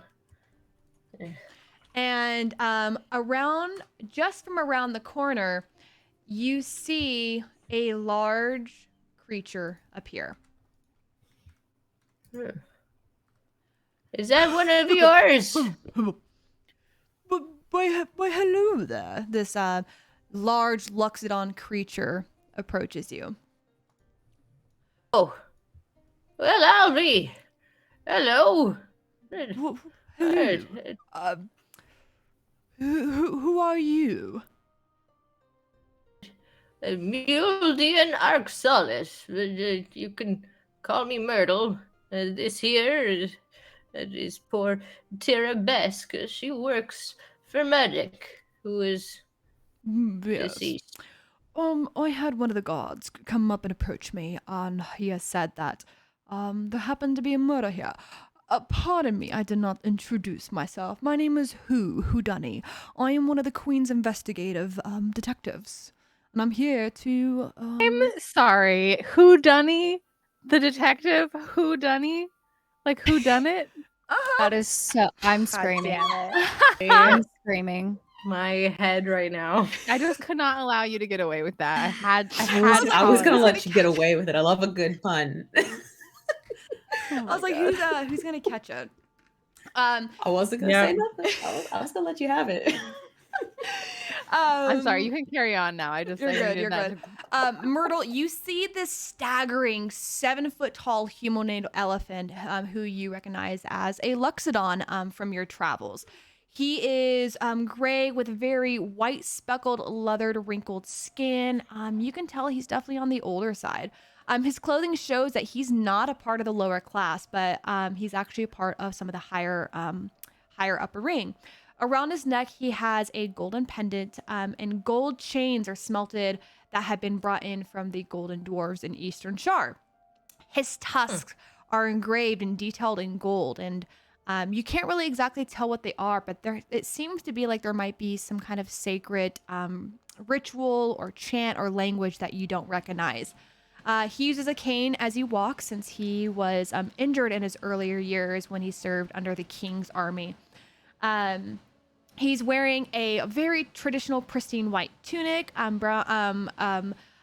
brown drapery around his waist that is held up with a belt. He wears no shoes because he's an elephant and he can never find any shoes that ever fit him. And he's wearing a dark brown cloak with elaborate, colorful embroidery trim. And across his chest, he has a satchel. You said you're the investigator. That I am. I have heard that our fateful friend Mark Baylor has unfortunately perished.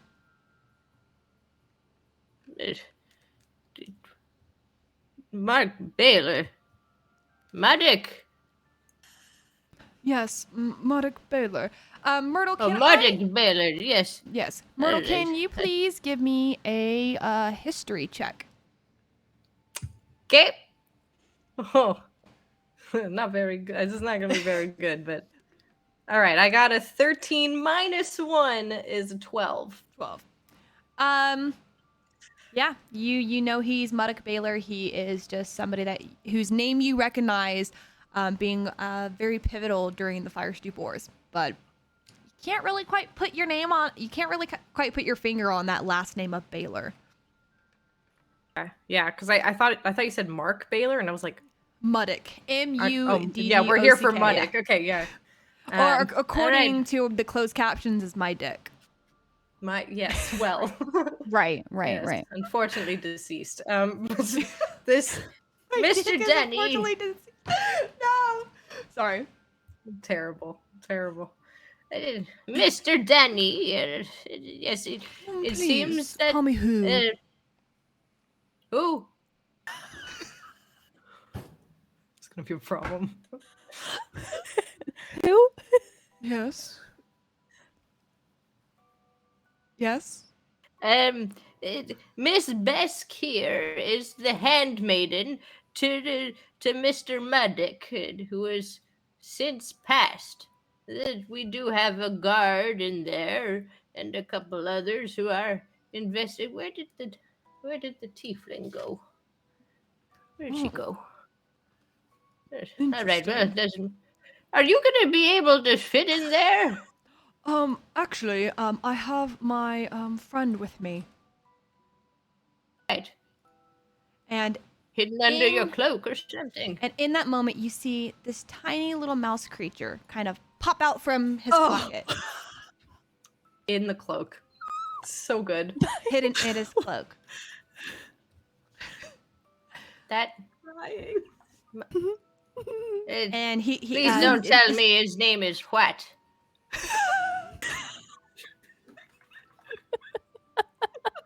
Or where. It's actually whom? Who's? Oh my god. And so Oh no, not. the tiny little mouse approaches, and he reaches out his little hand. The name's Cork. Nice to meet ya. I love him. Cork! I love him. And I'm just gonna reach a long dragonborn finger down and just shake the tiny paw. He grabs a little finger and shakes it. Nice to meet ya. I'm a detective as well. I work here with who? Since, he can't really fit, but I can. So you said that the Luxodon is like 7 feet tall. He's, Probably I a little mean, taller than that. He's big. yeah. So, Tailspire doesn't really allow me to make him just 7 feet, so he is 7 I was gonna say, plus. like, I'm 6 feet tall. Okay, so then he's probably taller than that. So, yeah, but Okay. For Myrtle, like she can't really tell differences in height very well, I guess. Understandable. Understandable. Depth perception, not her greatest feature. All right, Cork. Well, they did go in there, but They went in there already? Oh boy! yes, I there hope was they one didn't of the Queen's I hope they didn't guards. disturb the crime scene. And before you can even get out another word, he quickly scampers and scurries into the house. I've totally disturbed the crime scene. Yes.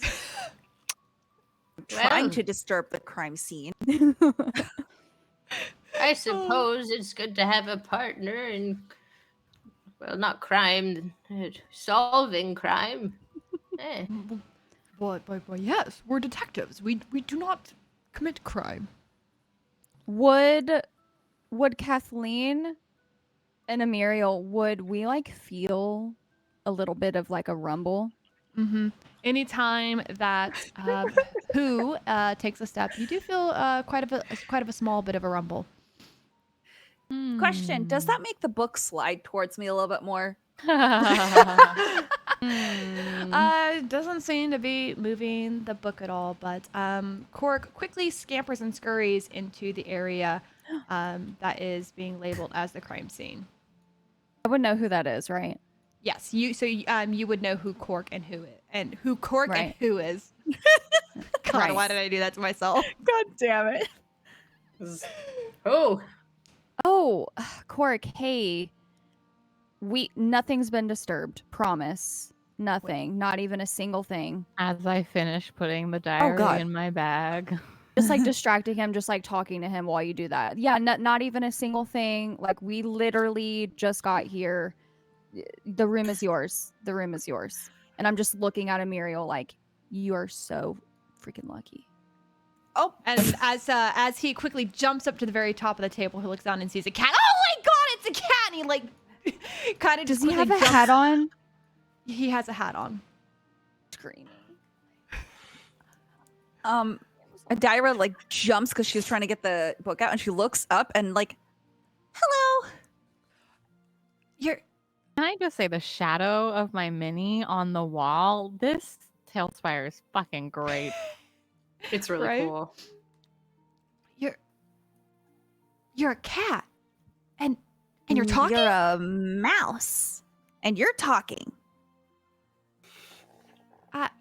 I've never met another tiny creature like me who can talk. Me neither. How did you?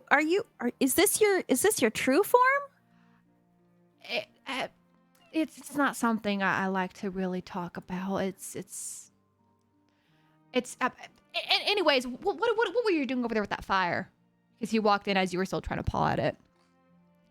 Well, there's a book over there, and the guy who died was pointing to it, so I thought maybe I could bap it out of the fire, but unfortunately it hurt my paws, and as you can see, it kind of ruined my whiskers, and they're like curled up from the flames.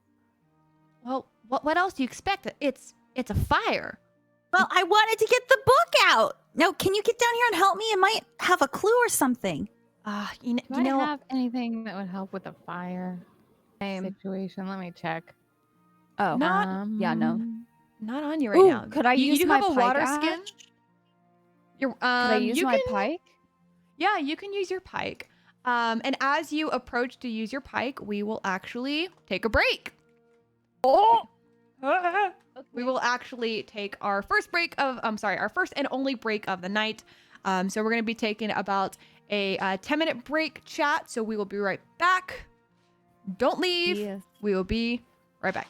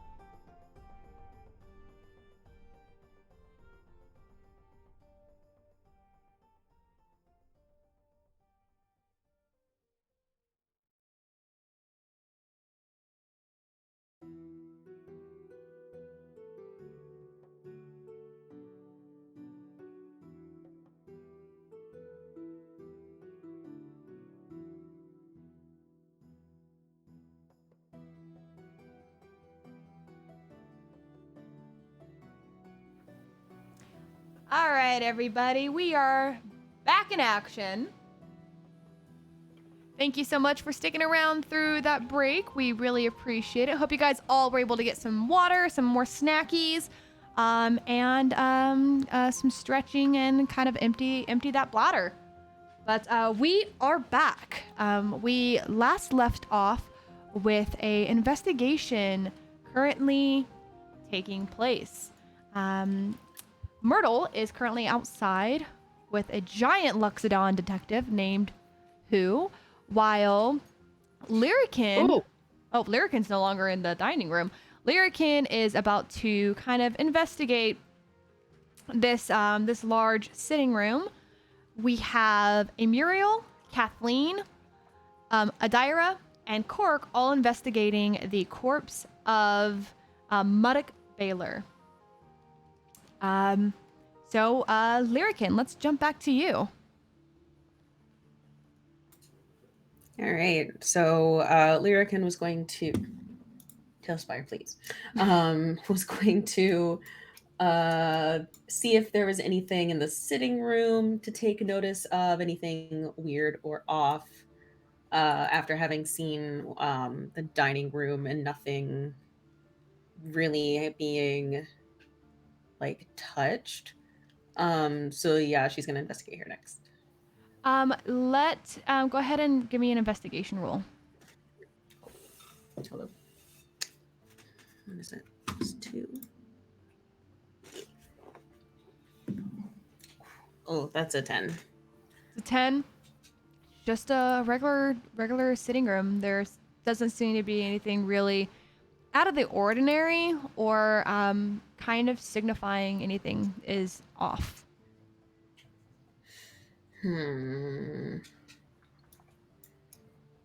Okay.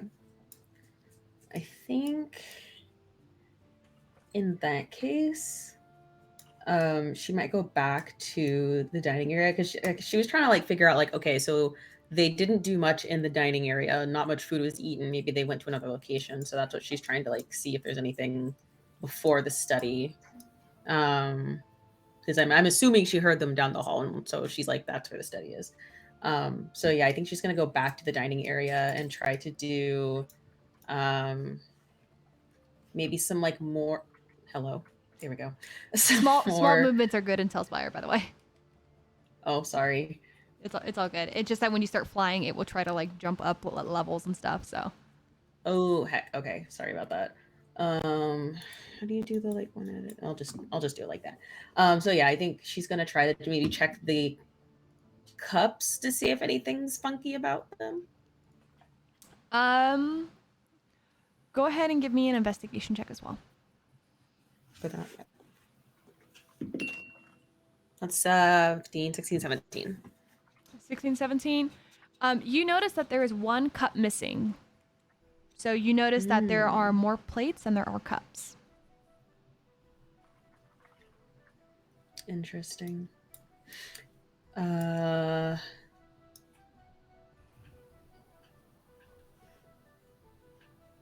So, she would have totally missed the mouse. I just realized. So I think she's actually going to join everyone else in the office. Oh, sorry. Like kind of make her way over there. Alrighty.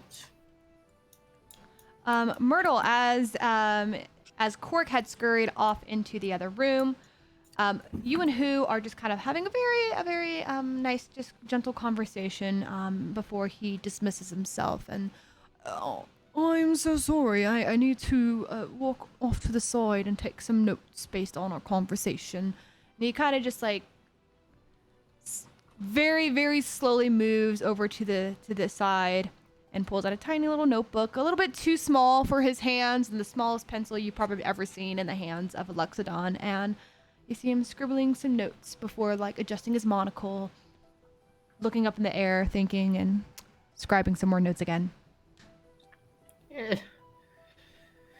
Well, Miss Besk, why don't we go inside and join the rest of them? And we don't have to go into the study if you don't want to, but...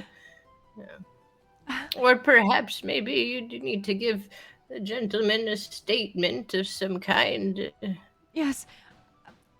I think I'll stay outside with Mr. Who, and Oh. and, Oh, right. Right. and give him some additional information in my statement. So she walks over and they engage in some conversation. Do you make your way in? Yeah. I'll go in at that point. Okay. Probably realize I still have to pee. Try to look for the bathroom. Ha ha ha ha. So, where's the bathroom in this place? I probably should have asked, and I'm just gonna Hobble my way in, and I will move my character All right. over there and up. All right. Back into the study. What is going on? I think that like I would have liked to, because I got pretty good on my investigation check, and I feel like at this point I definitely would have also noticed the book in the fireplace. And when there's that distraction with the mouse and the cat kind of having a conversation distract in the fireplace. Okay. Make a sleight of hand check with disadvantage. You have a lot of eyes on you. You have kind of a lot of eyes in the room. I was gonna because say I'm looking at it. Yeah, and then you also I have thought you were Larrykin like directly distracted. behind you now. She just walked in the room. Yeah, because my last thing was telling the mouse that I need help getting it out, so we're probably looking at it. Oh, Yeah. Well, maybe I'll just not try and like hide it from everyone and just try and like get it instead. Like not sleight of hand, but I don't know, maybe just like I guess it could still be sleight of hand, but I'm not trying to be deceptive about it. Go ahead. And then yeah, Okay. go ahead. Sorry. I got an 8. Fire is hot. Well, that's Fire is hot. You just like reach your hand. It like kind of singes the top of your hand just a bit. and then she like I think the flames remind her like oh well that was, I feel like the order of operations was a little off there, but I'll just prestidigitation the fire out. All right, so you cast prestidigitation, and the fire kind of trickles down into just embers, and I can't turn the fire off. I'm sorry, but pretend it's Well, off. let's just pretend. Yes. And the book is now sitting there. I should have maybe thought about that earlier, but there you go. And can I like pick it up? Is it hot to the touch? It is actually cold. Oh, well, this is great. Would Cork be doing anything?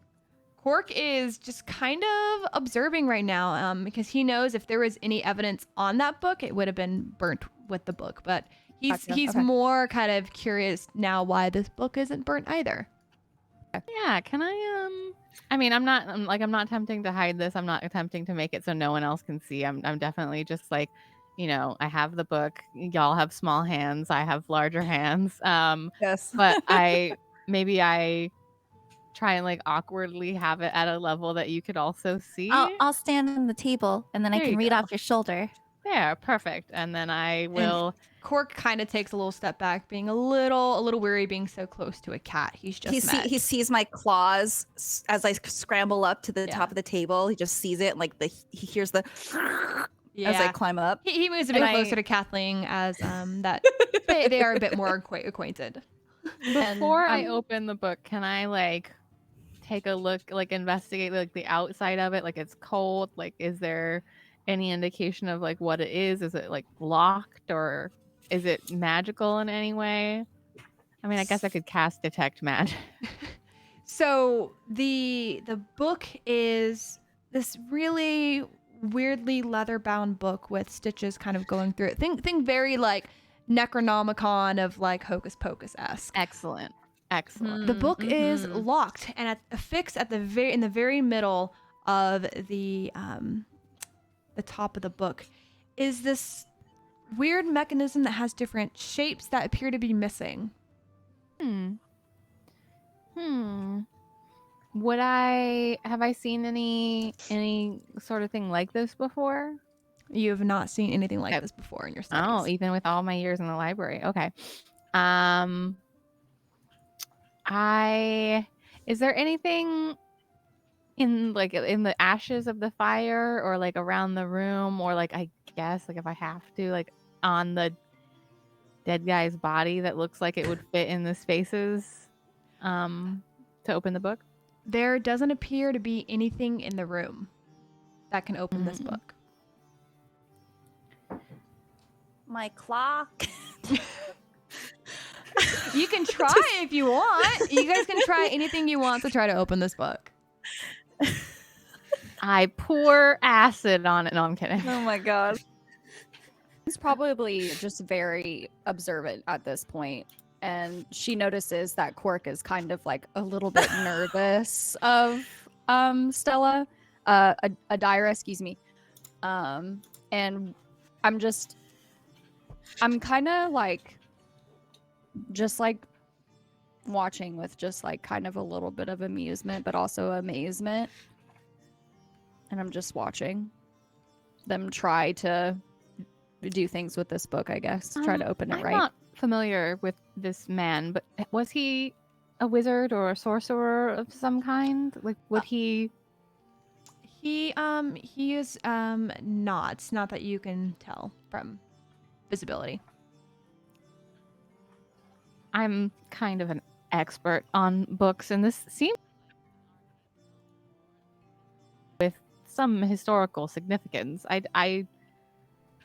feel like if it didn't belong to him, someone would definitely have noticed it missing, right? Do I recognize this book? You do not recognize this book. Lyrican and Myrtle, you both are approaching and now in the room yourself, and see the disarray that the room is in, while the entire rest of the group is kind of circled around this mysterious book. Oh my. Oh. Are we reading a book? Where's the body? It's over here. Oh. Oh no. Does the cat fall through the mat again? Thank you.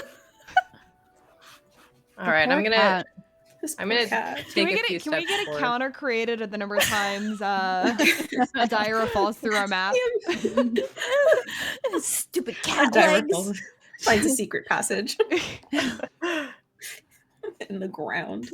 All the while, you guys are kind of investigating and talking a little bit more. Quark kind of hurries through the different aisles of books and is using his tiny eyes to kind of like look around and see if he can find anything. I'm gonna follow him around. Okay. I'm gonna go over to the body. If I can. Yes. Thank you. Oh. And I'm gonna take a look at him and see if he's truly dead. Perform a medicine check, please. Is this dead guy really dead? Is he dead? We'll find out. 13 plus 4, so 17. 17. He's dead. He's dead. He and from your experience being a cleric and kind of like a nomadic healer, you can tell he's been dead for actually quite a while. You kind of remember that Tirabesk had mentioned she had made a grand feast earlier, later that the last night, and you can tell he's been dead since not long after she had left. Ooh. I got you. And he's been dead for a while, and definitely since at least last night. Do we want to I'm gonna take a look and see if there's a cause of death specifically. Also, are you good with your character? I saw him moving around. I was sorry, I didn't mean to step on the body earlier. crunch. Like, You're good. You're good. it's dead, right? I mean, I was trying to rotate her. It just wasn't So the working. best thing to rotate is just kind of click and hold your character, and then just slightly move your cursor in the direction that you would like to turn. Okay. It looks thank so you. menacing. A floating cat. I'm swiping a bit too hard. Just Cat as just like a thing floating. to mention, while everyone's like taking a look at the corpse and investigating, I'm gonna be casting detect magic as a ritual. So it'll take me 10 minutes, I think, or Okay. something. Yep. I think it is 10 minutes. I don't have your character sheet up right now. Something. 10 I minutes for a ritual, I think. But anyway, I'm gonna do, like I don't know, sit down or stand a little 10 bit minutes away. of casting, correct. So that's just what I'm doing on me now. Okay. So you, Sorry, I was moving my character by quirk. Sorry. you're good. So where would you be standing to detect magic? Would you just Yeah, because I need like 10 minutes of uninterrupted spell casting time. I'm just gonna kind of like tuck myself into the wall. Okay. And just be rolling my my arcane focus is a crystal globe, and like be rolling it in between my hands. The way that Muriel does this is sort of similar to Jareth, David Bowie in the Labyrinth.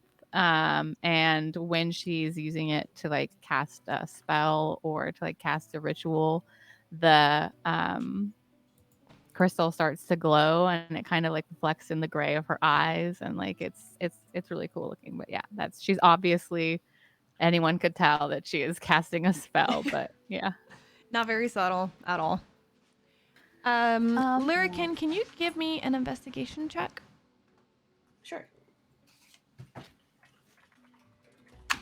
Ooh, that Ding. is... So sorry. You're That is a 13. 13. You don't notice anything too off about the body, but what you do notice laying next to Muddock is a chalice that seems to match the same set of chalices in the dining room. I think she's going to say to Myrtle, huh. Sounds like he was poisoned. Poisoned. Really? One of the chalices was missing from the dining room. None of the food was touched, and the chalice that was missing is right next to the dead body. Sounds like poison to me. I'm gonna like kneel down and try to confirm it or deny it. I mean, like just see if he has signs of poisoning or like on his body specifically. I'm not gonna check the chalice yet. Give me another medicine check on that one. Yes, ma'am. Okay, well that was a natural one, so +4 is 5, but it's still a nat 1, so not great. Whatever potential poison was in his body, you can't tell anything. I've seen a lot of poisoned bodies before. If this is poison, either it's out of his body already, or... question, because I'm in animal form, do I get like heightened senses and smells? So if I smell the chalice, can I smell if there's something off about? You can make a nature check if you want. You don't get any advantages to it though. Nature? Okay.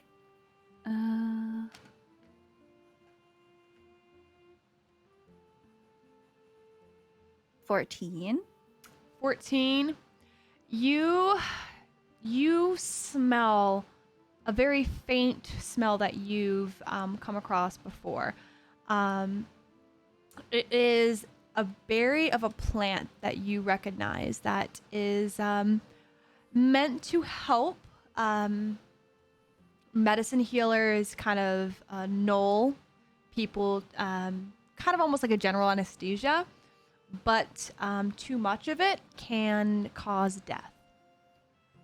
Okay, I relay this information. Huh. A berry, you say? Would this ring any bells for me? Knowing my history? It would not. Fuck. Okay. Yeah. Okay. Then just be like, this news to me, but I suppose it's always something I don't know as a healer, and Hey, you have a pretty good nose on you, hey? Think that Cork would have heard her, Hold- Adira. hold- Real quick, I just want to Oh. relay what I'm seeing on the closed captioning. Vandy said Hitler and her, and then lasagna. Lovely. Yes. Yeah. Lasagna. I love Where's delicious. Quark? Actually, I don't see him right now. Where is he? We're in between the two bookshelves right here. Oh, okay. So probably. I don't think he's that far away, and I wasn't like whispering. right, but yeah. like also y'all are both animals, so I was thinking that maybe. Wow. Sorry. Y'all are both wonderful. Wow, because they're both and animals. so You I- think that All right, that's you it all for me. animals? Just Bye, everyone. I mean, so Adira like feels indifferent to Quark, but which is a little curious because she also has not met a talking animal, but like he's a little bit more wary of her. right, So right. yeah. Because that's huge. I mean, that's like y'all figured it out. So like he would need to know that. Everybody give me a history check. No, I'm just kidding. Okay. Do I do that as well? Yes. Everybody meaning also me? Oh, Okay. if you are currently I'm- detecting Yeah, magic, it's then 10. yeah, then you cannot. Okay, I was gonna say like Okay. 10, What was it? 9. Insight? History. history. Oh, history. Sorry. 9. Oh no. I got a nat 20! Yes. Let's go. Must be nice. Both sides on the spectrum. We got Lyric it now. and I Myrtle, got what did you guys a get? 2. I got a 2 minus 1. So I got a 1. Oh no. I do not remember. I do not recall. And I got a 9, Ash. Okay. If you needed to hear that again, I'm sorry. No, you're good. Stella, Adira, you suddenly remember Muddock Baylor. Muddock Baylor. And remember that you are currently residing in a district of Durlusk called Baylor Bay. Oh my gosh, I just remembered. We're in a place called Baylor Bay. Is this his bay? I mean, this is house. But this, hey, Mr. Quark, come over here. And she like does the claw thing. He like I will follow. he like quickly looks over and just sees you like waving like your claws, and he's like, nope. Just turns the other direction. It's like, nope. Come here. Don't you No, Cork, come like here? Cork. Don't you want information? Yeah, Cork. They're asking you to come over there. It's fine. He scampers on over and jumps on top of the books. This is Baylor's Bay, right? Well, yeah, we're in Baylor Bay. How did I not remember this? Does this mean anything to anyone else here? He probably named it or something. So, Myrtle, you will suddenly remember Muddock Baylor. Kathleen, you will also to remember this or know of this. That Baylor Bay was named after the primary architect of the Fire Steep Dam. Oh, I keep that to myself. Nope. Yeah. Is that the Baylor dam Bay. where the lake was devoid of lesbians? No, Right. Is that our quest? Is that the dam? There was- Roll the tape, man. Roll to save the this is our actual The quest Fire that we Steep just Dam was the want to dam that return. was demanded to be built by King Arnaud after the end of the war to redirect trade and prosperity back into the Kingdom of Durlusk. And Okay. the war was 30 years ago. The construction of the dam was about 26 years ago. And I'll that have to did double not check on that math. affect the lesbians at all.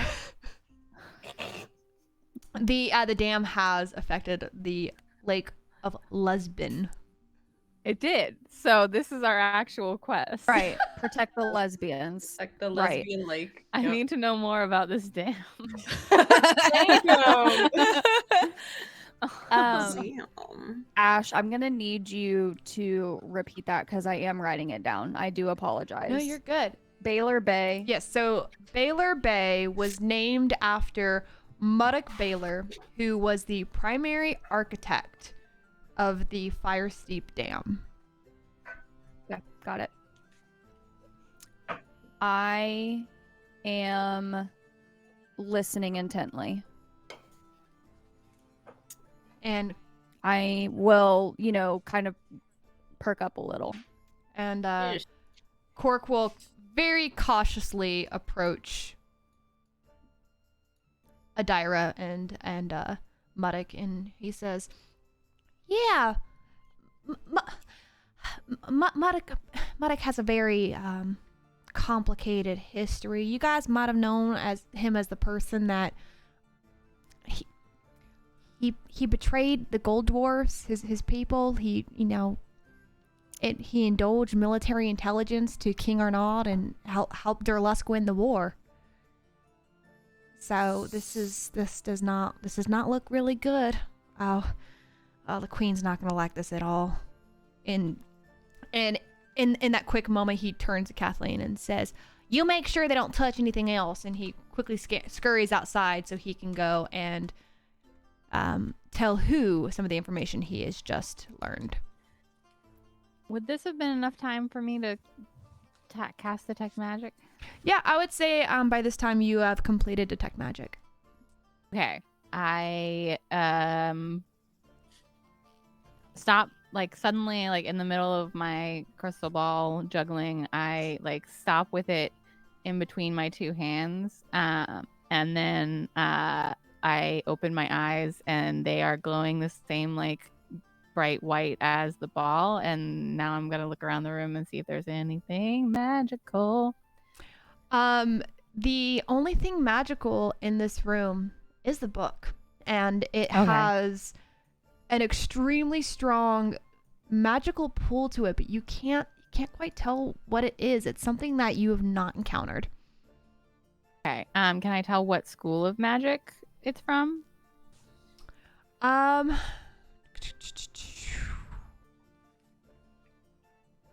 So what it would be evocation. Let me look up the schools of magic so that we can have a better idea.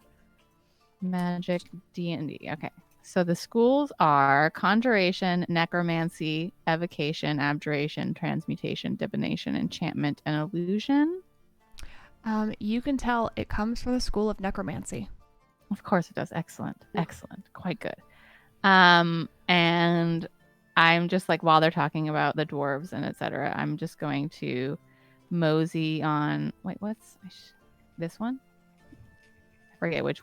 Anyway, I'm gonna mosey through the house, kind of looking around corners because Detect Magic lasts for 10 minutes, and I'm just gonna, go around and put my eyes on everything, just to see if there's any kind of magical effects around. And as you examine the house, what is the rest of the group doing around the body while Cork is conducting some more investigative information to who? Sorry, I just jumped in. Me. I want to take a look at those blueprints again and see if now that some puzzle pieces have connected, if I recognize anything about these blueprints. Yeah, so and I know my first investigation check wasn't the greatest. I'm willing to do it again because it's been some time. Yeah, so since you're now in a different part of the room and kind of in between the bookshelves, you can go ahead and roll for another investigation.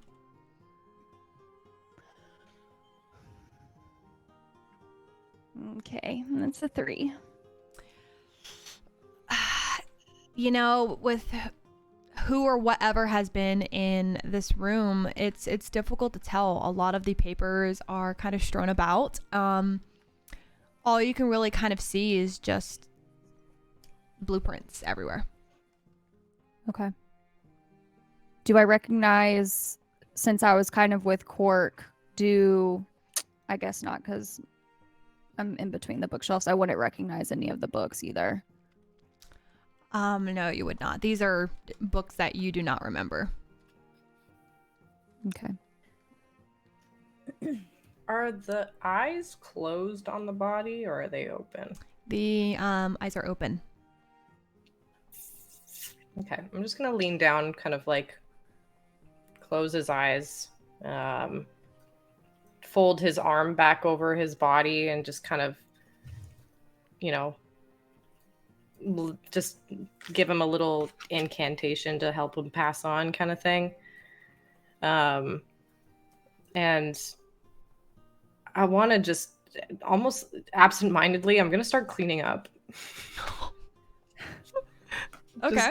I'm just gonna start picking up papers and like the books and stuff that are all strewn about, and I'm just gonna try to like, I'd probably like, this is completely disturbing the investigation, but I'm just like, no, it should probably clean up, I guess, and start picking up I like papers. go to say something and I'm like, never mind, because I'm still so like stuck in my head and just still, Baylor, like still just saying that name over in my mind and just going kind of through the conversation that we just had. And so I'm kind of like not paying attention, but also kind of like not caring.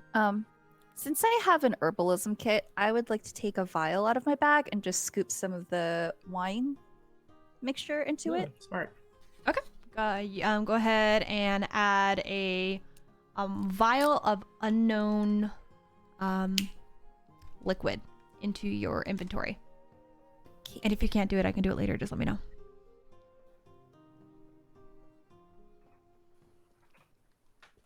Lyrican.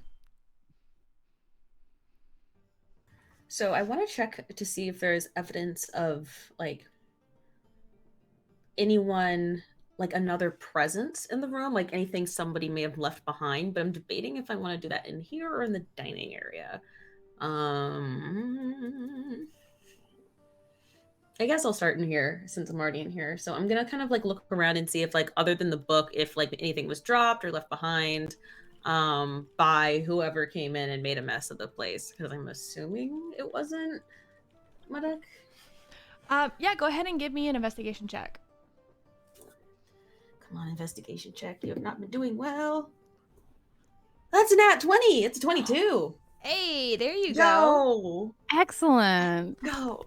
Another nat 20 for the books tonight. We've had quite a few 20s and fails tonight. It's been both ends. But yeah, not even any in between. Yeah, not Really, at all. You notice, and you know, being a wood elf and being able to kind of do some kind of like tracking. Wood elf raised, but yeah. Yeah, pardon me. Yes, a tiefling raised by wood elves. You have the necessary knowledge to kind of track and investigate what might have happened in the room, and it appears that there was no true foul play to Muddock outside of what you guys were able to determine with the chalice of wine. The place has definitely been turned over by somebody. They were looking for something.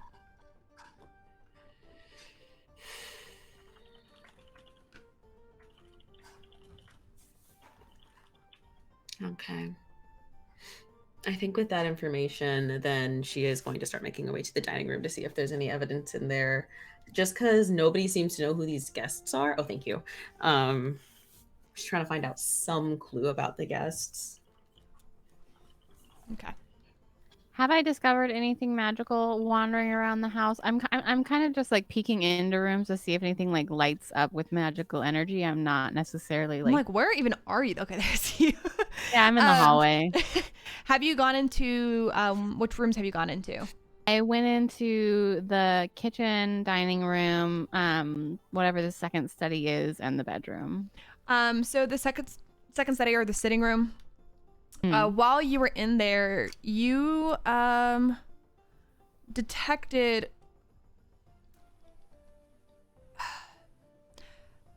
would not necessarily an item, but an egg. Egg. I mean, if it's magical, if it's an item that has a magical prop. What? Let me just real It quick has no true on detect arcane. magic. Yeah, You it sense the presence of magic within 30 feet of you. You see a faint aura around any visible creature or object in the area that bears magic, and you learn its school of magic, if any. While you're in that room, go ahead and just roll an investigation check for me. Okie dokie. There is nothing magic in that room. I get a, well, let me see, what is my addition to investigation? I get a 19. You noticed sitting atop the small table next to the left-hand side of a chair, a faint blue and white scaly egg. Is this like, oh my god, I see it. I like peer at it. I look around to see if anyone like followed me into the room. Would it fit in my bag? Is it of a size to fit in my bag? It is quite large. You can take it, and the next time the party sees you, they will have to do a perception check to see if they see a randomly large bulge under your robes. Yes, I said it exactly like I meant to. I feel like I'm a curious enough person that I would definitely take it, and if anyone calls me out on it, I'll just be like, well, we couldn't leave it.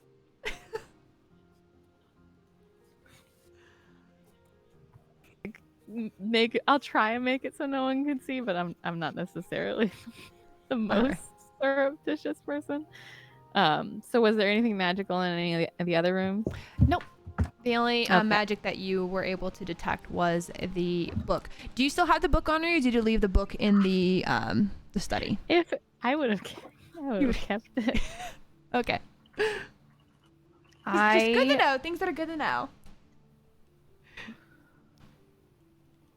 I'm just like, I have my book bag, and it has my spell book and like whatever book I was also researching, and then this like weird necromantic magic book, and now a dragon's egg.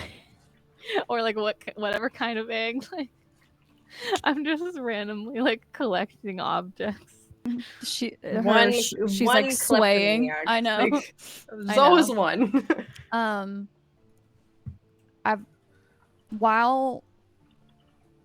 And I don't want to interrupt a moment, so let me know if I'm doing that.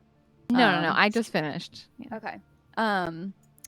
While that is happening, while Amuriel is kind of searching, and I'm a little bit blank, in my brain, just like kind of going over things.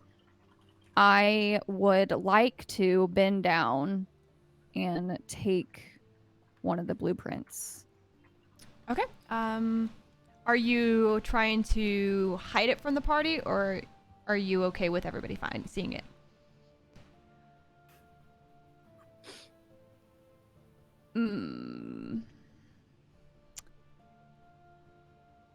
I'm trying to hide it. Okay. Make a sleight of hand check, and then Myrtle and Adira, please give me a perception check. And make the sleight of hand with a disadvantage, please. Oh my gosh, I can't see. 18. And that was the first or second roll? That was the first roll. Okay. So your second roll was higher? I didn't do 2. I just did 1. So with disadvantage, you do 2 rolls and you take the lesser dice. Okay. Got it. No, it's all good. 13. We're all here for about learning. Okay, so 13. Adira, Myrtle? I got an 11. Whoops, I didn't unmute. I got a 19 plus 2 for 21. Oh. Yeah. God. Probably because I'm cleaning up. You're like, so I'm looking at it. It's Myrtle. It's just me and Myrtle. Yeah. We're gonna So fight. in the in the midst of cleaning everything up, you happen to notice Kathleen take something off the ground. It almost for a second looked like she was helping you clean up, and then just very quickly her hand went back and she slid a scroll into her like her pouch. Just gonna look at her and be like, that isn't yours, dear. Well, I am a part of the Queen's Guard, and this might be something that they need to see. Okay. All right. If you say so. I suppose I would have just lost a piece of paper while I'm cleaning up. Right. And just continue along picking up papers and just be like wagging my finger at her. I'm just, again, the eyebrow raise and just looking at her, and kind of with that understanding on my face of, yeah, that's right. That's right. So, in this moment, as you guys are kind of investigating everything and cleaning up, you notice some time has passed since Cork had left. The mouse fella isn't back yet. Oh. Yeah, I guess it has been some time. Isn't he a co-worker of yours? That he is. Where did he go? Is he coming back? He should be back. I don't see why he would take too long, especially because, we figured out what happened so quickly. Maybe we should go talk to who? Would he still be there? Who? What? I'm so gonna regret this. No, I love it. It's the best. Who? You met who? You met who, Dunny? Oh, yes, the big old the fellow, the Luxodon fellow, Dunny. Right. Who Dunny? Correct. Oh. So, are you all making your way outside? Muriel, are you aware that they are making their way outside to search for the little Cork? Yeah. I mean, I was going through this house while other things were happening, so I definitely would have gotten back to the at least the foyer. Okay. Adira was making her way out, but then got distracted by this hallway and is making her way through it. And I think it's the bedroom. It is. Oh, you got distracted by the bedroom, huh? All right. Look, she's on her paws all day. What do you want her to do? She wants a nice, comfy place to just curl up for a little bit. Take a nap. Yeah. Oh no. She just wants a nap, dang it. So in the moment that Kathleen is kind of approaching outside, do we got Muriel and Kathleen both outside now? Yeah, I feel like if people were heading out, I'd be like, oh, we're done. Okay. Before I would have headed out, though, I just while I'm picking up the piece of paper, I would have wanted to make sure to just kind of subtly look at them, just because I'm a nosy old woman. But we can kind of double back to that if anything. Good. I'll go ahead and move you a little bit over here. You're a little bit behind, you're not too close up. Kathleen and Muriel, as you are heading outside, you hear some laughter, and you Laughter? Mm-hmm. Your mic cut out for a second. Yes, laughter. Sorry. Okay. No, you're fine. What are you gonna do now, little one? Oh no, someone's harassing the mouse. No. Would we hear Cork? Oh gosh. Never mind. We can assume that it's. I mean, little one. Right. Little. Mm-hmm. Do we see anything? I guess once we get around the fountain or Fountain. Are you running around the fountain? Are you kind of sneaking? Casually. Oh. I'm not sneaking, but it's only There. because in my life I've learned I'm not a sneaky person. And I'm the Queen's Guard, so like, You kind of just rushed into it. yeah. All right. As you turn the corner, I'll just kind of Mhm. have you turn the corner here. Yeah. You spot 3 kind of good for nothing individuals. I Huddled spot them, underneath they a look tree. like they're good for nothing. They are huddled underneath a tree, and you see that the tallest one, which is the scout in the very back, he is holding a small canvas bag that you see wiggling, and you hear Cork going, Hey, let me out! Let me out! I want to get out of here! Hey! Look, stop it! Stop! I don't like being in here. I'm very claustrophobic. Please let me out! Oh no, they're kidnapping the mouse. I'm gonna run over there. all right, if you're going to run over, let's roll for some initiative. Hey, I'm not running over. Don't move me. Okay, so all right, Don't so dare, I don't only, do that to me. so I am as of staying right right now, here. I only need an initiative roll from Kathleen and a Muriel. Great, excellent. What's my initiative? Sorry, I got you into this. You know Oh, what? no. You know what? You should be sorry. Most Mm. especially, you should be sorry because I haven't cast the thing that gives me better initiative yet. So that's why. I got a 3. Never mind. I can always add my intelligence modifier to my initiative rolls because I am a time wizard. Ooh, okay. Let me just see. Okay, my initiative is +2, so now it is +4. God, imagine if And I rolled a 7, so that's 11. It's not great. imagine if the Luxodon was a doctor, he'd be Doctor Who. And we have a time wizard. Anyway. Give me one. Damn it, quick- Ash. What? What'd I do? I was saying missed opportunity. I know, right? Doctor Who. No, I'm just kidding. I'm kidding. 1 second.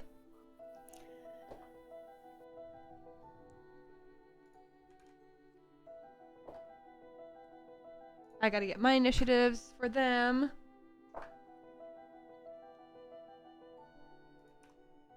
All right.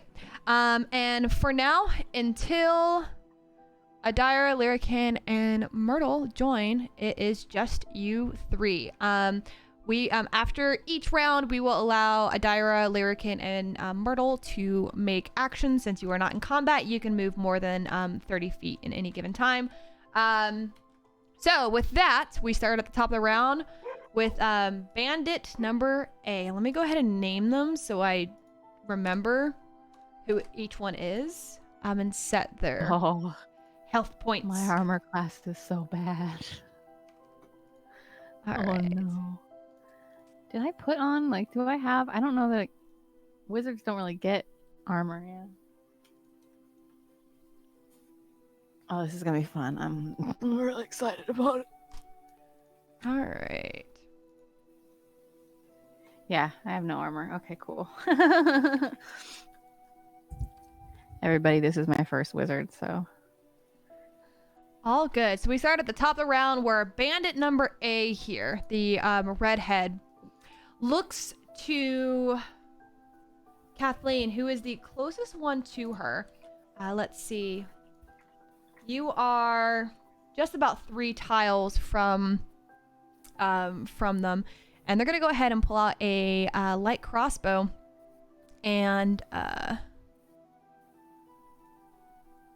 see if they are able to hit you. What is your AC? Who? Kathleen. Oh gosh, hold on. I just clicked off of it. It's 18. Hold on. I remember that before I accidentally clicked off. It's 18, Ash. What's Blue your Jay, armor class? Yeah, 18. 18. Blue Jay, remind Sorry, me what? if the roll is also an 18, it fails, correct? If the roll to hit. No, if it rolls the same, it hits. Okay. So you get hit because unfortunately I rolled this exact same that your armor class is. Ow. So in the moment, they know that they can obviously tell that you are part of the Queen's Guard, and they do know that they have in the bag is literally one of the Queen's detectives. And she's like, hey, get away from here, and pulls out her crossbow and pulls it. And the bow goes right into your the front of your shoulder. But luckily, your armor was able to kind of block some of it, but you take 7 points of piercing damage. Ow.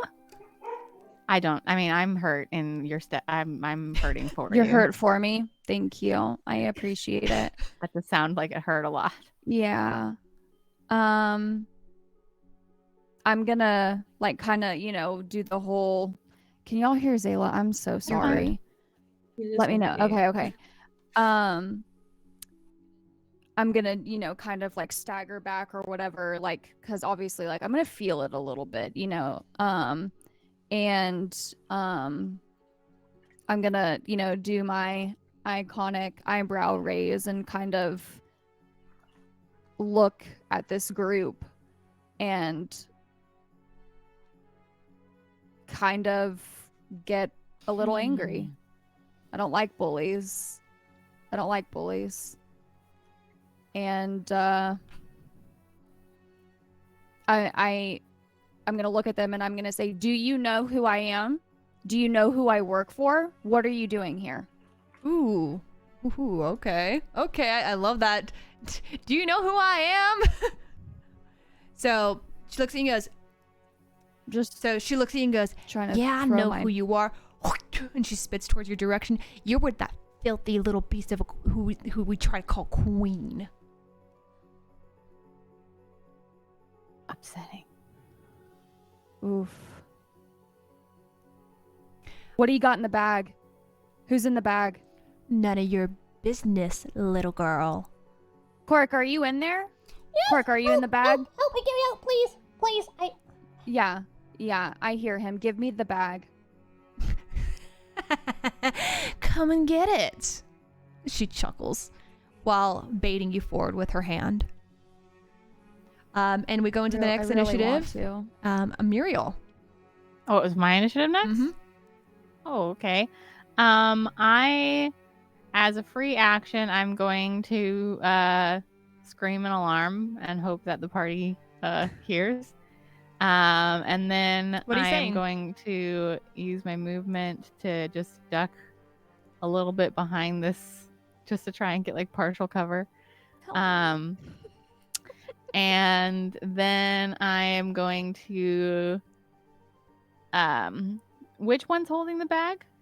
That is going to be the scout in the back. So he's going to be this buddy.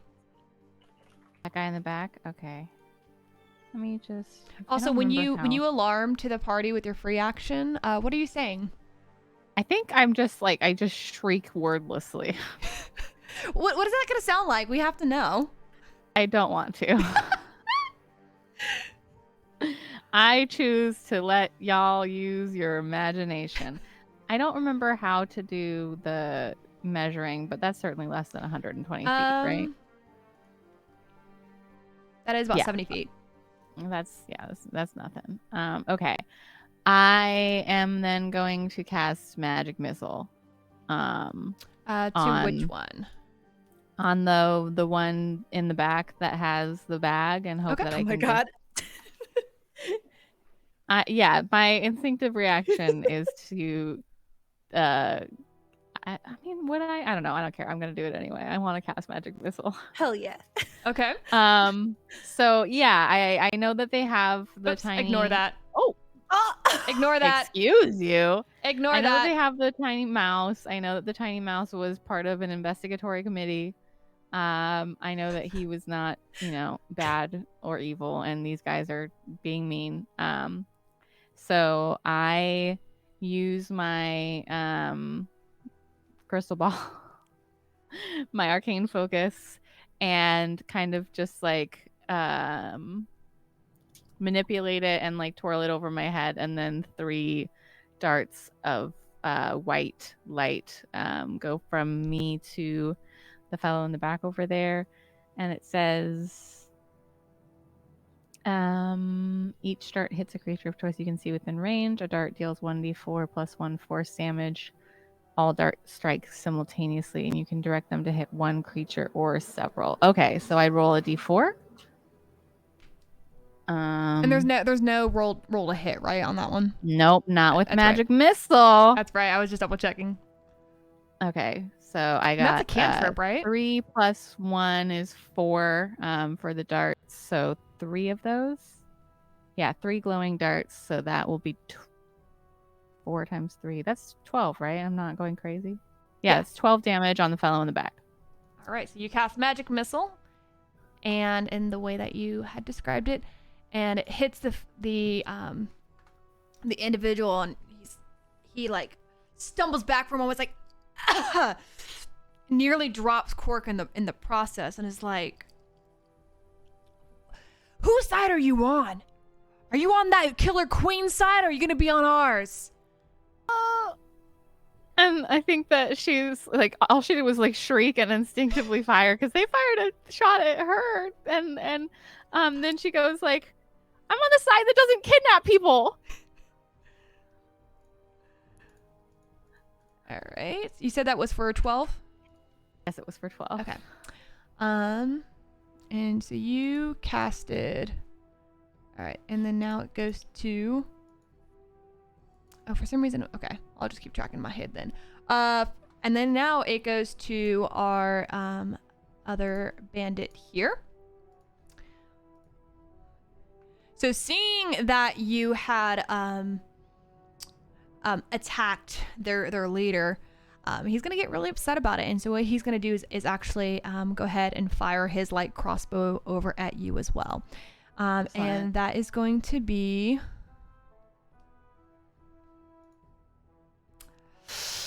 So a critical fail.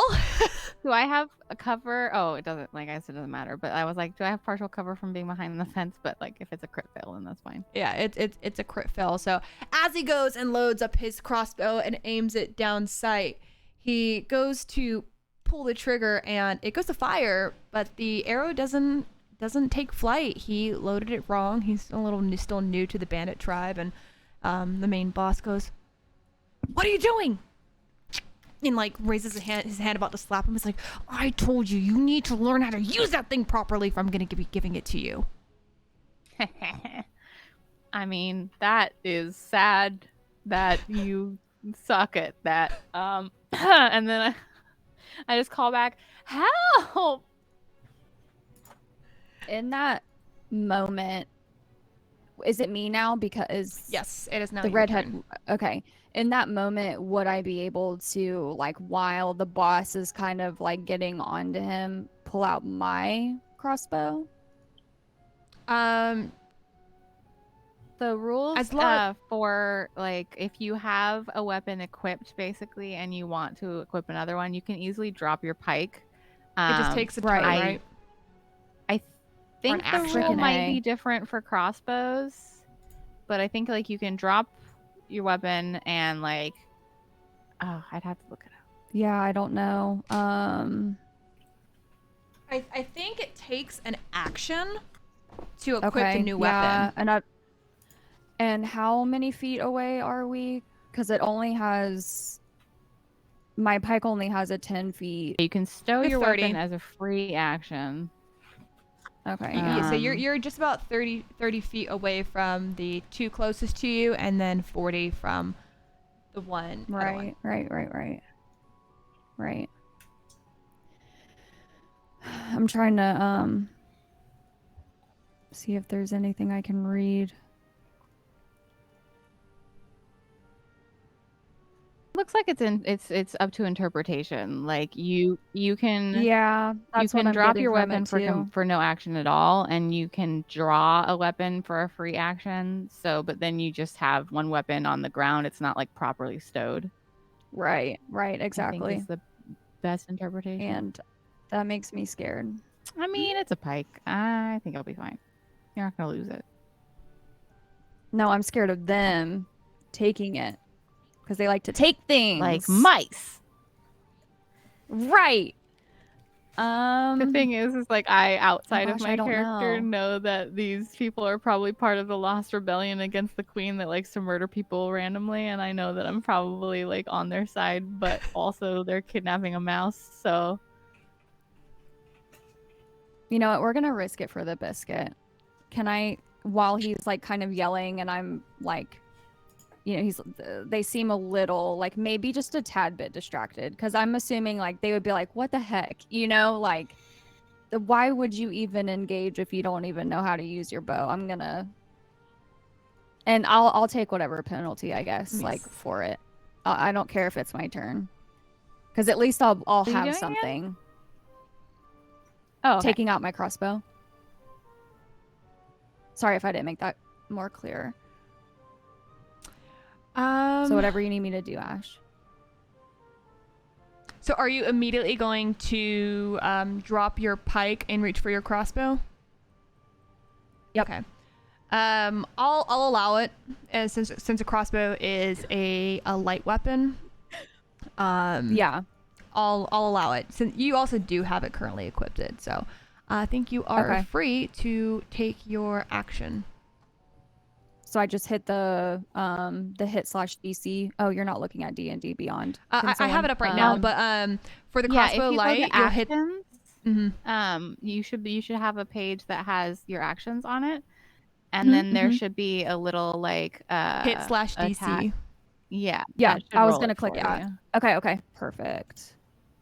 I believe 17, 13 plus 4. And so then if who are you aiming for again? Click the damage one.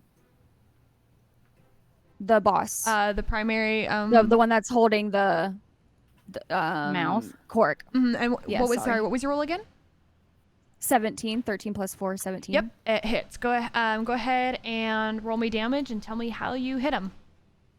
So then you would just like click the damage next to it. Yeah. Hit the damage. 5. Oh, 5 plus 2, 7. How would you like to finish him off? It's your murdered him. I'm just kidding. Sorry, I had to do a little pump up dance. So while they're kind of distracted, I'm gonna drop my pike and I'm gonna like get down on one knee and I'm gonna do a cool like. And I'm just gonna shoot him right in the chest. So, in doing so, the arrow fires right from your crossbow straight through the middle of his chest in his heart. And he drops the bag, and Cork quickly scurries out of the bag before anybody else can grab him. And the Cork, bandit... you have to roll initiative. God. I'm kidding. And you have knocked out the leader. And so my eyebrow is just still raised, and I'm just like serious Sally. Just you came here for business. And that will be the bottom of the initiative. So now Adira's, Lyrican, and Myrtle, you are all within range of hearing Muriel's cries for help. What do you do? Yeah, I'd go right to it, honestly. As quickly as I could. Yeah. I would say you would get about to Red coming! I would say you get right to where Myrtle is before you have to jump in. Go ahead and roll initiative for me. Where's my character sheet? Where'd it go? Music's getting really Oh my god, the mouse detective? Did you seriously? And it took me this long? You. Okay. I got a 7. I got a 15 plus 1 for 16. Okay, so I have Adira for a 7. You said 16, Myrtle? Yes. Lyrican, what are you doing? Playing this character is hard because, like, she wouldn't want to go out there. I mean, that was like my thing too. Is I don't know if I would instinctively just be like, oh, let's just do a fight, but also Let they me just did waltz shoot. into this. Yeah. Like I just met them today. I think though, just because there has been a mortar, she is going to run out and kind of probably actually she's not running at all. She's going to walk out and be like, what is Are you gonna be sneaky and like sneak up on them, or are you gonna just run out she there doesn't like think there's any actual danger, so she's just going. Okay. So I'd say because you're walking, you don't really get too much of an advantage getting quite closer. So you get about like halfway to the statues before you are noticed by the two bandits that are currently standing. Go ahead and roll initiative for me. And are either of sorry, what? You got muted there for a second. Oh, hello. You're good. Okay. I was wondering, do I see like, from where I am, can I see the two people as well? I know they can see me. Can I see them? Yeah, you can see them. Okay. The ding is back. I'm sorry. That's a 20. Nat 20? Or dirty 20? Nat 20. Nat 20. Nat 20. Oh, wait. I didn't even... Hold on. Yeah, are you adding your initiative modifier? I didn't even check my initiative. So that's a 22. Okay. So because you really took the time to kind of like walk up on the party, you didn't draw their eye as fast as Myrtle and Adira did. So you actually are now top of the order for the initiative, and you can make your attack or hide, walk away, whatever you want to do. I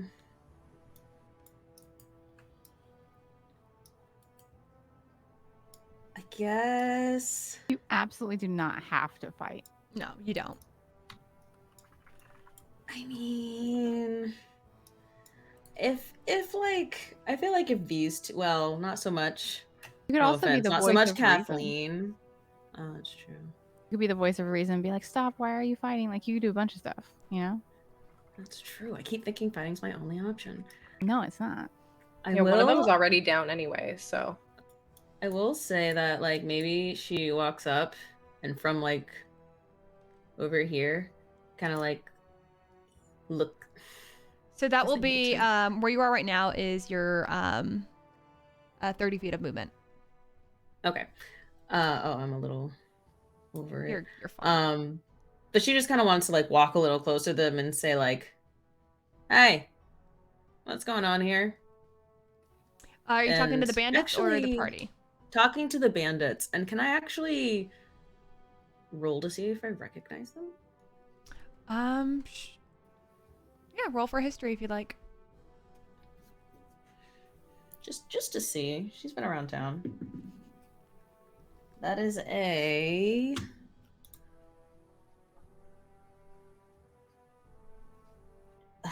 That's 8. It's an 8. You don't recognize them. Okay.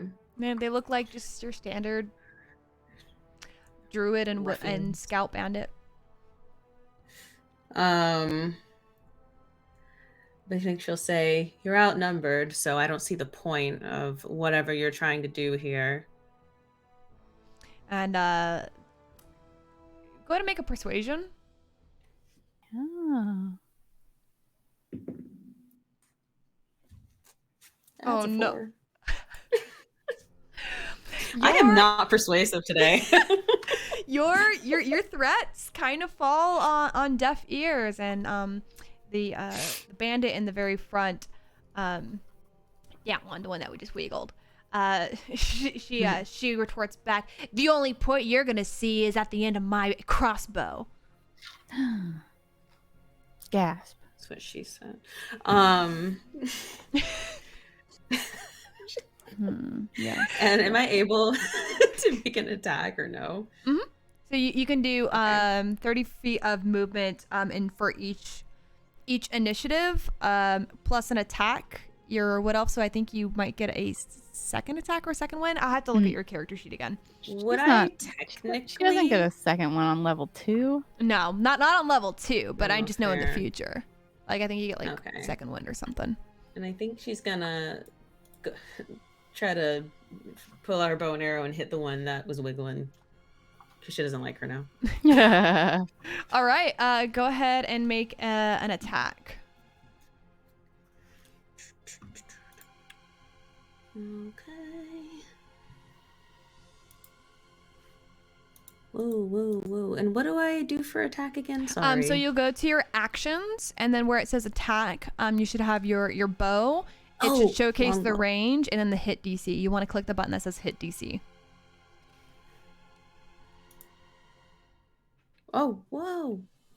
Ugh. It's 8. That's an 8. Unfortunately, you quickly draw back your bow, upset at what she just said to you, and you let it loose, but you kind of misunderstood exactly how tall that fence is in front of you, and you just hear a tink as the arrow bounces off the wall, and she just starts laughing. And you call yourself a ranger? That's cute.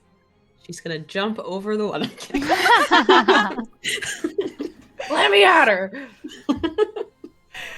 All right. And with that, we actually go now to Myrtle.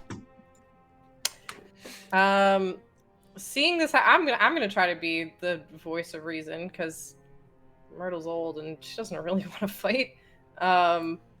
She's gonna look at them, just be like, "Are you serious? Your friend needs medical attention, and you're sitting here laughing. What?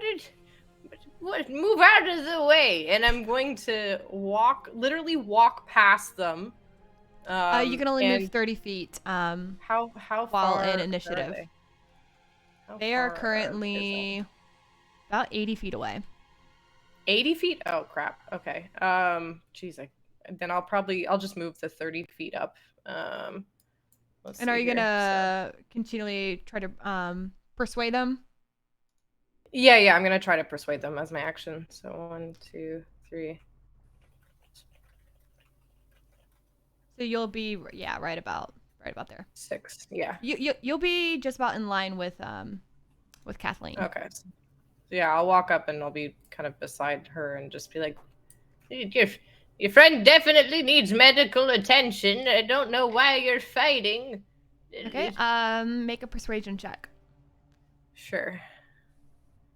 And I'm just gonna like dart my eyes over to Myrtle and just be like, we just seem to just always be together. It's an 8 + 1 for 9. And it Not great. falls on deaf ears again, and then the gentleman on the side here, he just looks over and says, "We're okay with losing an agent of the Forgotten." Oh, an agent of the Forgotten, you say? Ooh,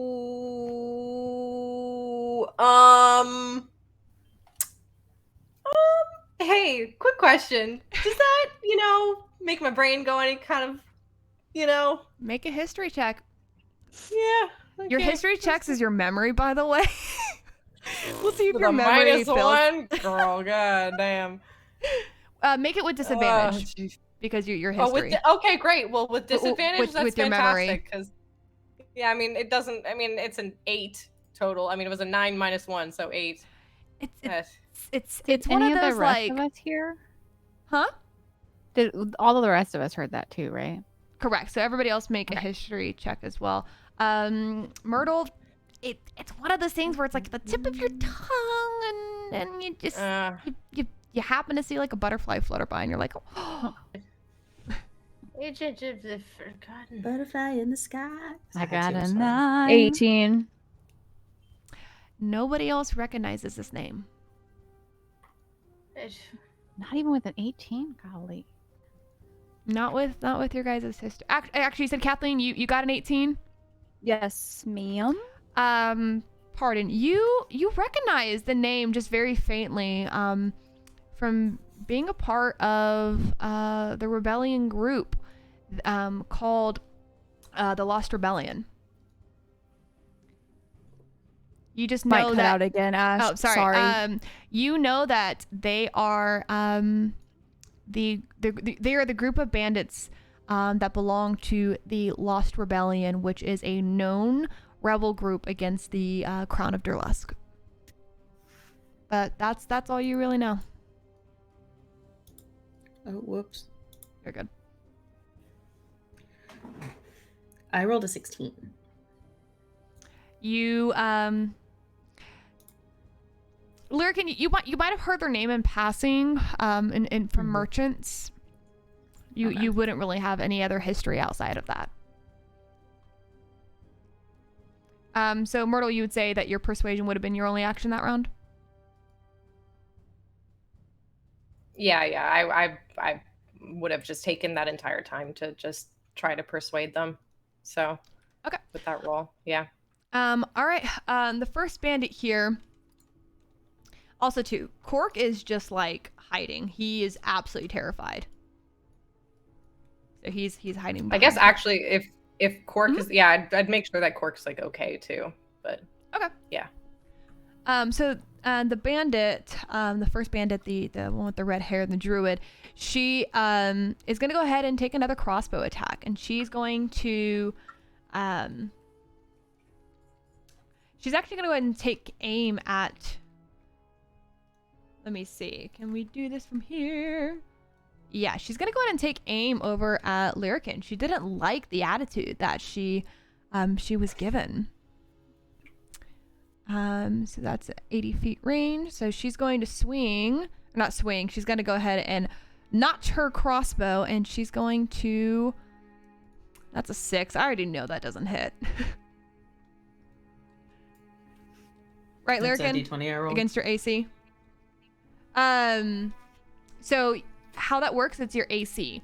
So if I roll an 8 to hit, if your armor class is higher than that, it doesn't hit. Oh yeah, it's a 13. Yeah, so it doesn't hit. So she notches the crossbow, and in aiming, she goes to fire, and just for a moment, she actually drops her hand just a tiny bit, and the arrow also kind of pings off the wall. She too kind of just underestimated the height of that wall, and she's gonna just go fuck underneath her breath. This wall sucks. And now we go to Amuriel. Amuriel, seeing the fellow in the back go down, even though it rescues Cork, is starting to realize that she may have been a bit too quick to act. And with both other party members kind of trying to talk these people down, she's like, oh, I literally was just upset because someone was being hung without a fair trial, and here I am just like shooting at these people without even asking them like anything about them. And I am also going to attempt to calm the situation down, and I think that she raises her hand, like puts her arcane focus like in her pocket, like raises her hand, and is like, I think that we've all rushed into this. I don't know what it is the agents of the Forgotten are, but all life is valuable. Please, let us just call a stalemate or something. You can try and attack us later, but first, may we not speak to one another? And maybe that will work, maybe. So, a persuasion? Yeah, go ahead and give me a persuasion check. Okay, let's get a different d20 and see if it'll work better, because that's how dice work, definitely, right? I got a 12. Let me see.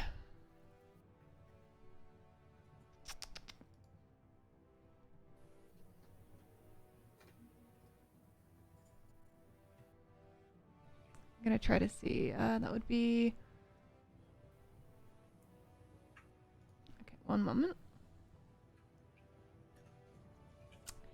Yeah, they are determined, unfortunately. Cool. So Excellent. they're gonna just belt out There's nothing you can do now. Our leader is dead because of you. I mean, they've only had a few failed saves. Maybe they could still. No, they're probably dead. Can I then attempt to let me check the spell real quick. Real quick. I just want.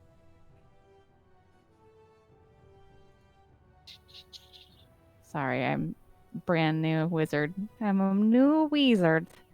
Okay, I am. Apologize. I'm going to attempt to cast sleep on the 2 remaining bandits. So I cast it within 20 feet of a point I choose within range. The range is 90 feet, which I definitely think I'm. Yep, you're Yeah, within, I'm within that. 65 of the both of them. Sorry, I mean 65. Yeah, so I'm gonna cast it like right in between both of them. So they're pretty much the only. Hopefully, none of my party members are within 20 feet of that, right? Oh yeah, we're totally fine. Yeah. Yep. You are good. And then I roll 5d8. I might let the game do this for me, or maybe I'll do it myself. Do they have Let to me make any just- wisdom saving throws or anything with that? It's starting with the creature that has the lowest hit points is what it does. Let me. Did it I gotta roll bring for up me? your. No, it didn't. I'll do it myself. Okay, so 5d8. Ugh, this is why people have tabletops. 2, 3. I have so many dice, though. This is excellent. We have the like. 4. No, I Okay. love it. I'm learning so much. 5d8. Okay. All right. So that's 6 plus 6 is 12 plus 8 is 20 plus 5 is 25, 26, 27. So I have 27 hit points total. So starting with the creature that has the lowest hit points, falls asleep if they have less than, what was that, 27? Do they? Yep. So they both had the same amount of hit points, so the first both, I one think, falls would technically asleep fall and then asleep. it's subtracted. No. Is it less than? Are both of them together less than 27? Yes. What are their hit points? Okay, then they both go to sleep. Yep. But in order for them to both go So- to sleep, their combined hit point total has to be less than 27. I love it. Yep. Okay, yeah, so they just fall asleep. So- Perfect, excellent. Solution, problem. I fixed it. And then, yeah, I cast the spell and like I think my arcane focus takes the place of any non-cost components. So yeah, she, does her twisting of the crystal ball and it appears to fill with sand, the ball itself. And then the sand just like, kind of like sprays over and becomes like a dome around them and then just like flutters to the ground as they like just, fall asleep. And then Amiriel like puts her globe back on the tip of her quarterstaff and like it brushes the sand off of her hands a little bit and then it's like, well. Creatures immune to being charmed aren't affected by the spell. I don't know if either one of them are immune to being charmed. And it lasts for 1 minute. So you guys have 1 minute outside of initiative to figure out what to do. I think I will like walk over immediately having, I know my spell, I know familiarity, and I turn to these two and I say, you're a guard. Do you have any rope or handcuffs of any kind to contain these two? They'll awaken soon. I would, wouldn't I, Ash? Yes. Most likely. I mean, yeah. Yeah. So you would have it. mine. Yeah.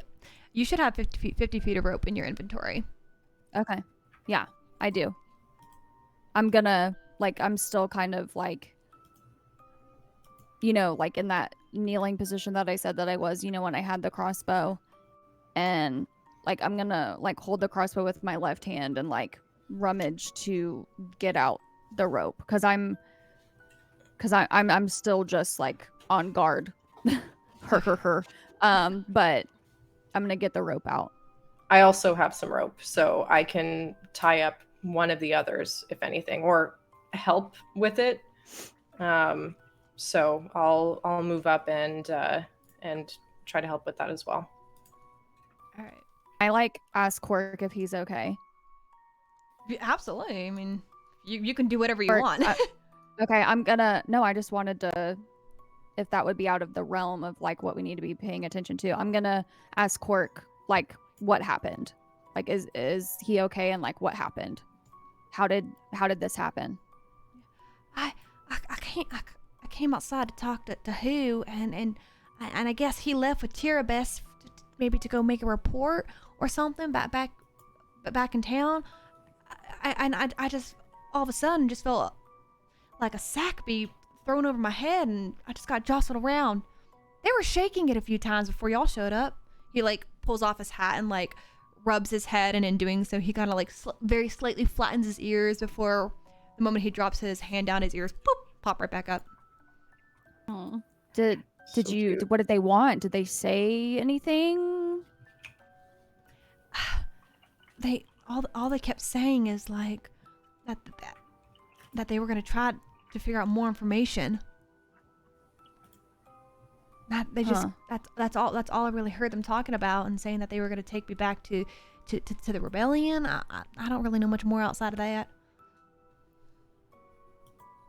Okay, but you're okay. You're good now. He like stands up and like counts his fingers on his hands, counts out his toes, quickly reaches back in like sudden like fear, grabs his tail, and he's like, oh, takes a deep breath before like hugging it close. Yeah, I'm fine. I'm gonna kind of just like shake my head like good.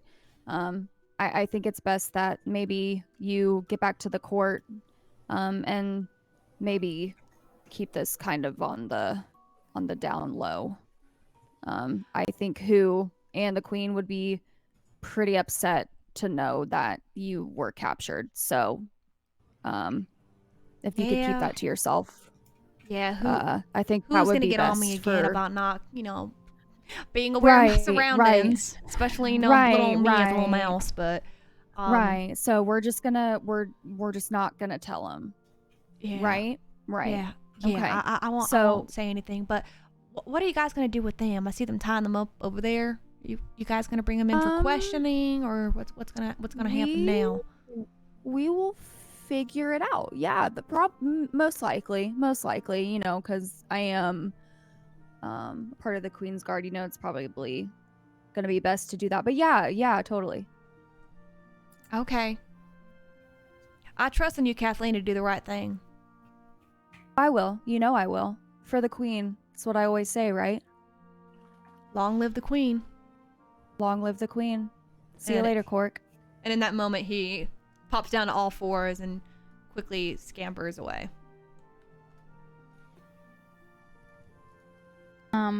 Before the end of the spell, like when they're tying them up, can I just like real quick check and see if this fellow is like fully 100% dead or like just unconscious? Like, I don't know how you want to declare, like sometimes NPCs are just like they don't have quote unquote saving throws. He's dead. He's dead. He took his last breath quite a while ago. Okay, yeah, I just wanted to. And there's killed him, Blue. I got him. So Kathleen's body count is now 2. No, I'm kidding. Sheesh. F my life. Excellent. Love that. So are they all tied up now? Yeah, I guess like I would have. Can you tie them up in game? I would die. Unfortunately, I can't. But what I can do, their base color is not going to be that brown, signifying that they are tied up. Okay. Red means they dead. Good. Red for dead. At this point, it's been about a minute, and they're going to kind of awaken, but they are tied up now. This music is too cheery for this moment right now. Are we out of initiative, or can we move freely now? Yes. Yeah. Oh, yeah. I'm sorry. Did I not say that earlier? Is that while they're both You asleep, may you're out of have. initiative? And I Mentioned it. missed it. And I Oh, just all good. forgot to move my character. And then I wanted to make sure I didn't imagine you saying it and you actually said it. No, you're all good. I'll start. So, I'll take my 2 paws and like try to drag their weapons away from them, just because. So cute. I love you so much. Do not want them to have access, so she's just pulling it. It's just literally best character. So adorable. okay. So yeah, you ahead. pull their weapons away, and they're fully out of sight. How did you guys tie them up? Are we talking like hog-tied? So Yeah, they're sure. both hog-tied, kind of both on their stomachs, and just like, Oh yeah. ugh. Oh yeah. Learned how. What are you to, gonna do to learned how us? to- The I didn't the think woman that far exclaims. ahead, honestly. Oh, that's not up to me, dear. I'm sorry. Least I can do is tend to your wounds. Make sure you're not dead. And I look very suggestively over at the other one, be like, Yikes. Yeah. Yeah, you Myrtle? heard otherwise. Yeah. Can I get a perception check, Myrtle? Sure. I'm guessing it's not good. that's a 2 + 2, and that's a 4. Thanks. Yeah, it's not great. No. Got old eyes. Okay. Um, So yeah, as you're talking to them, he's gonna look at you and just be like, "You guys never landed a single hit on us." I just take the end of my cane and just go bop on their forehead and be like, Oh, look at that. I got you. Roll me a Look at. oh my god, a simple unarmed strike. sure. I'm not trying to hurt him, but my God. While they're talking smack, to Myrtle, I'm just gonna, well, It's a natural 1.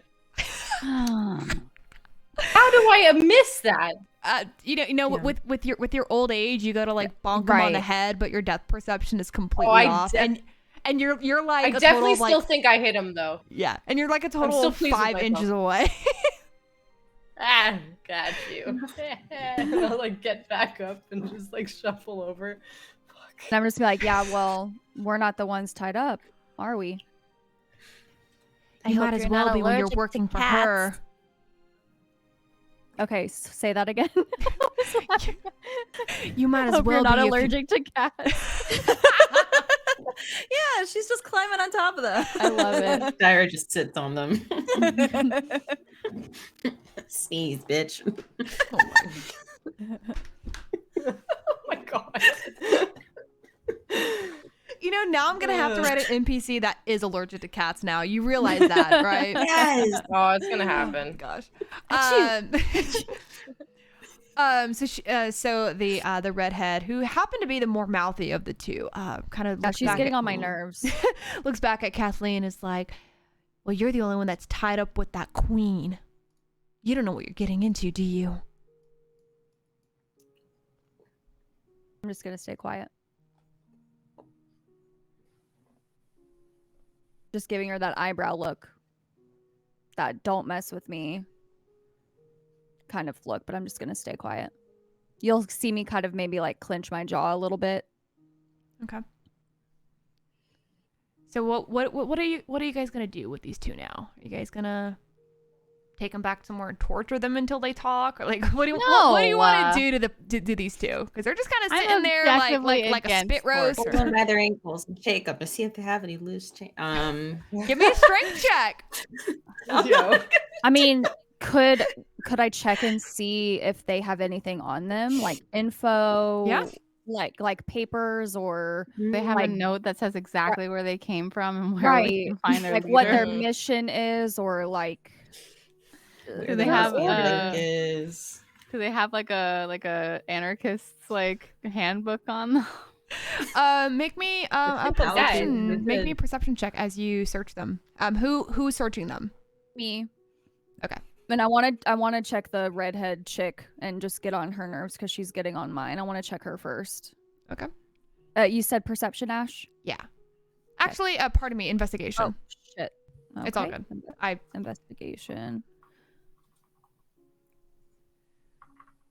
13. 13. A lucky number. As you pat her down, she doesn't really seem to have much on her. Adira happened to pull away basically everything with her paws, like their weapons and such. But at the very front of her bodice and in a small pocket, you feel like a quick crumple, and you pull out a small piece of paper and you unravel it, and it seems to be a hit list, and at the top it says Muddock Baylor, and that's where we will end tonight.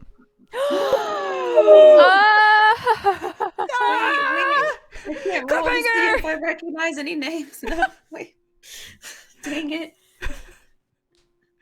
Gasp. The hit list. The hit list. The hit list. Girl, I'm just gonna say from an RP standpoint, whenever I rolled and it was supposed to count, I failed every time. Every single time. I know, but it's so good for moments, honestly. The secrets, my guys. Oh lordy, it's okay. It's so good, so good. I'm so excited. Right. All my right. goodness.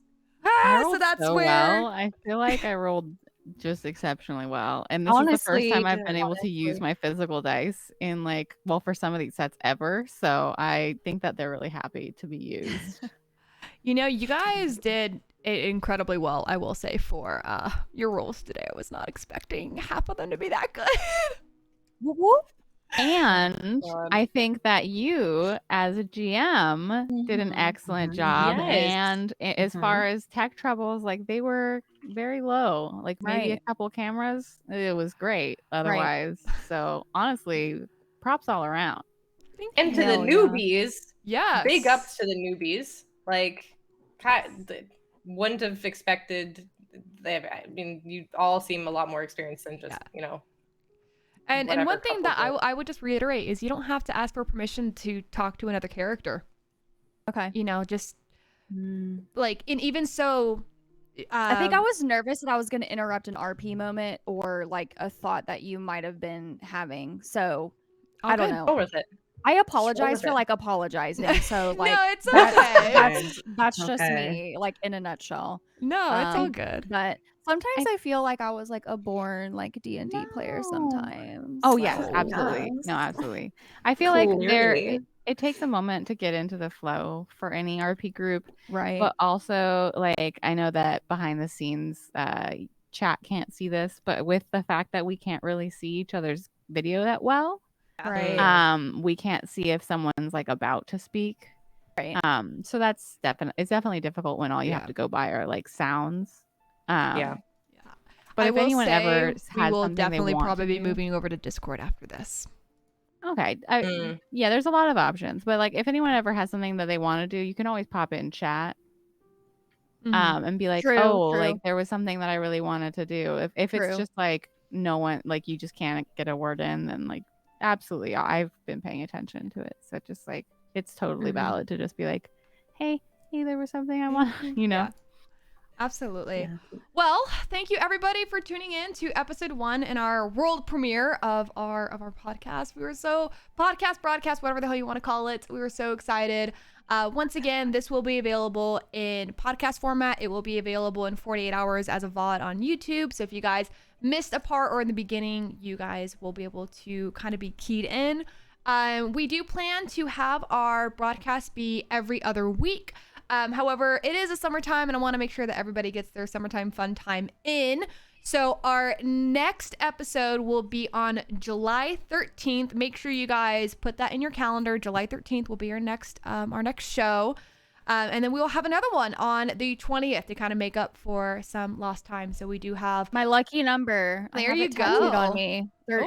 Ooh, there you go. Yeah. Every time that someone rolled a 13, I was like, but Yeah. I like 13. That was my Yeah. soccer number growing up. It was my volleyball number. Hey, volleyball! I love that. Let's go. Yeah. Alrighty. Well, thank you everybody for tuning in. We really do appreciate it. We're gonna go ahead and sign off here. I know it's a little late for our East Coasters in the cast. I appreciate everybody sticking around. Yes. And we will catch you guys next time.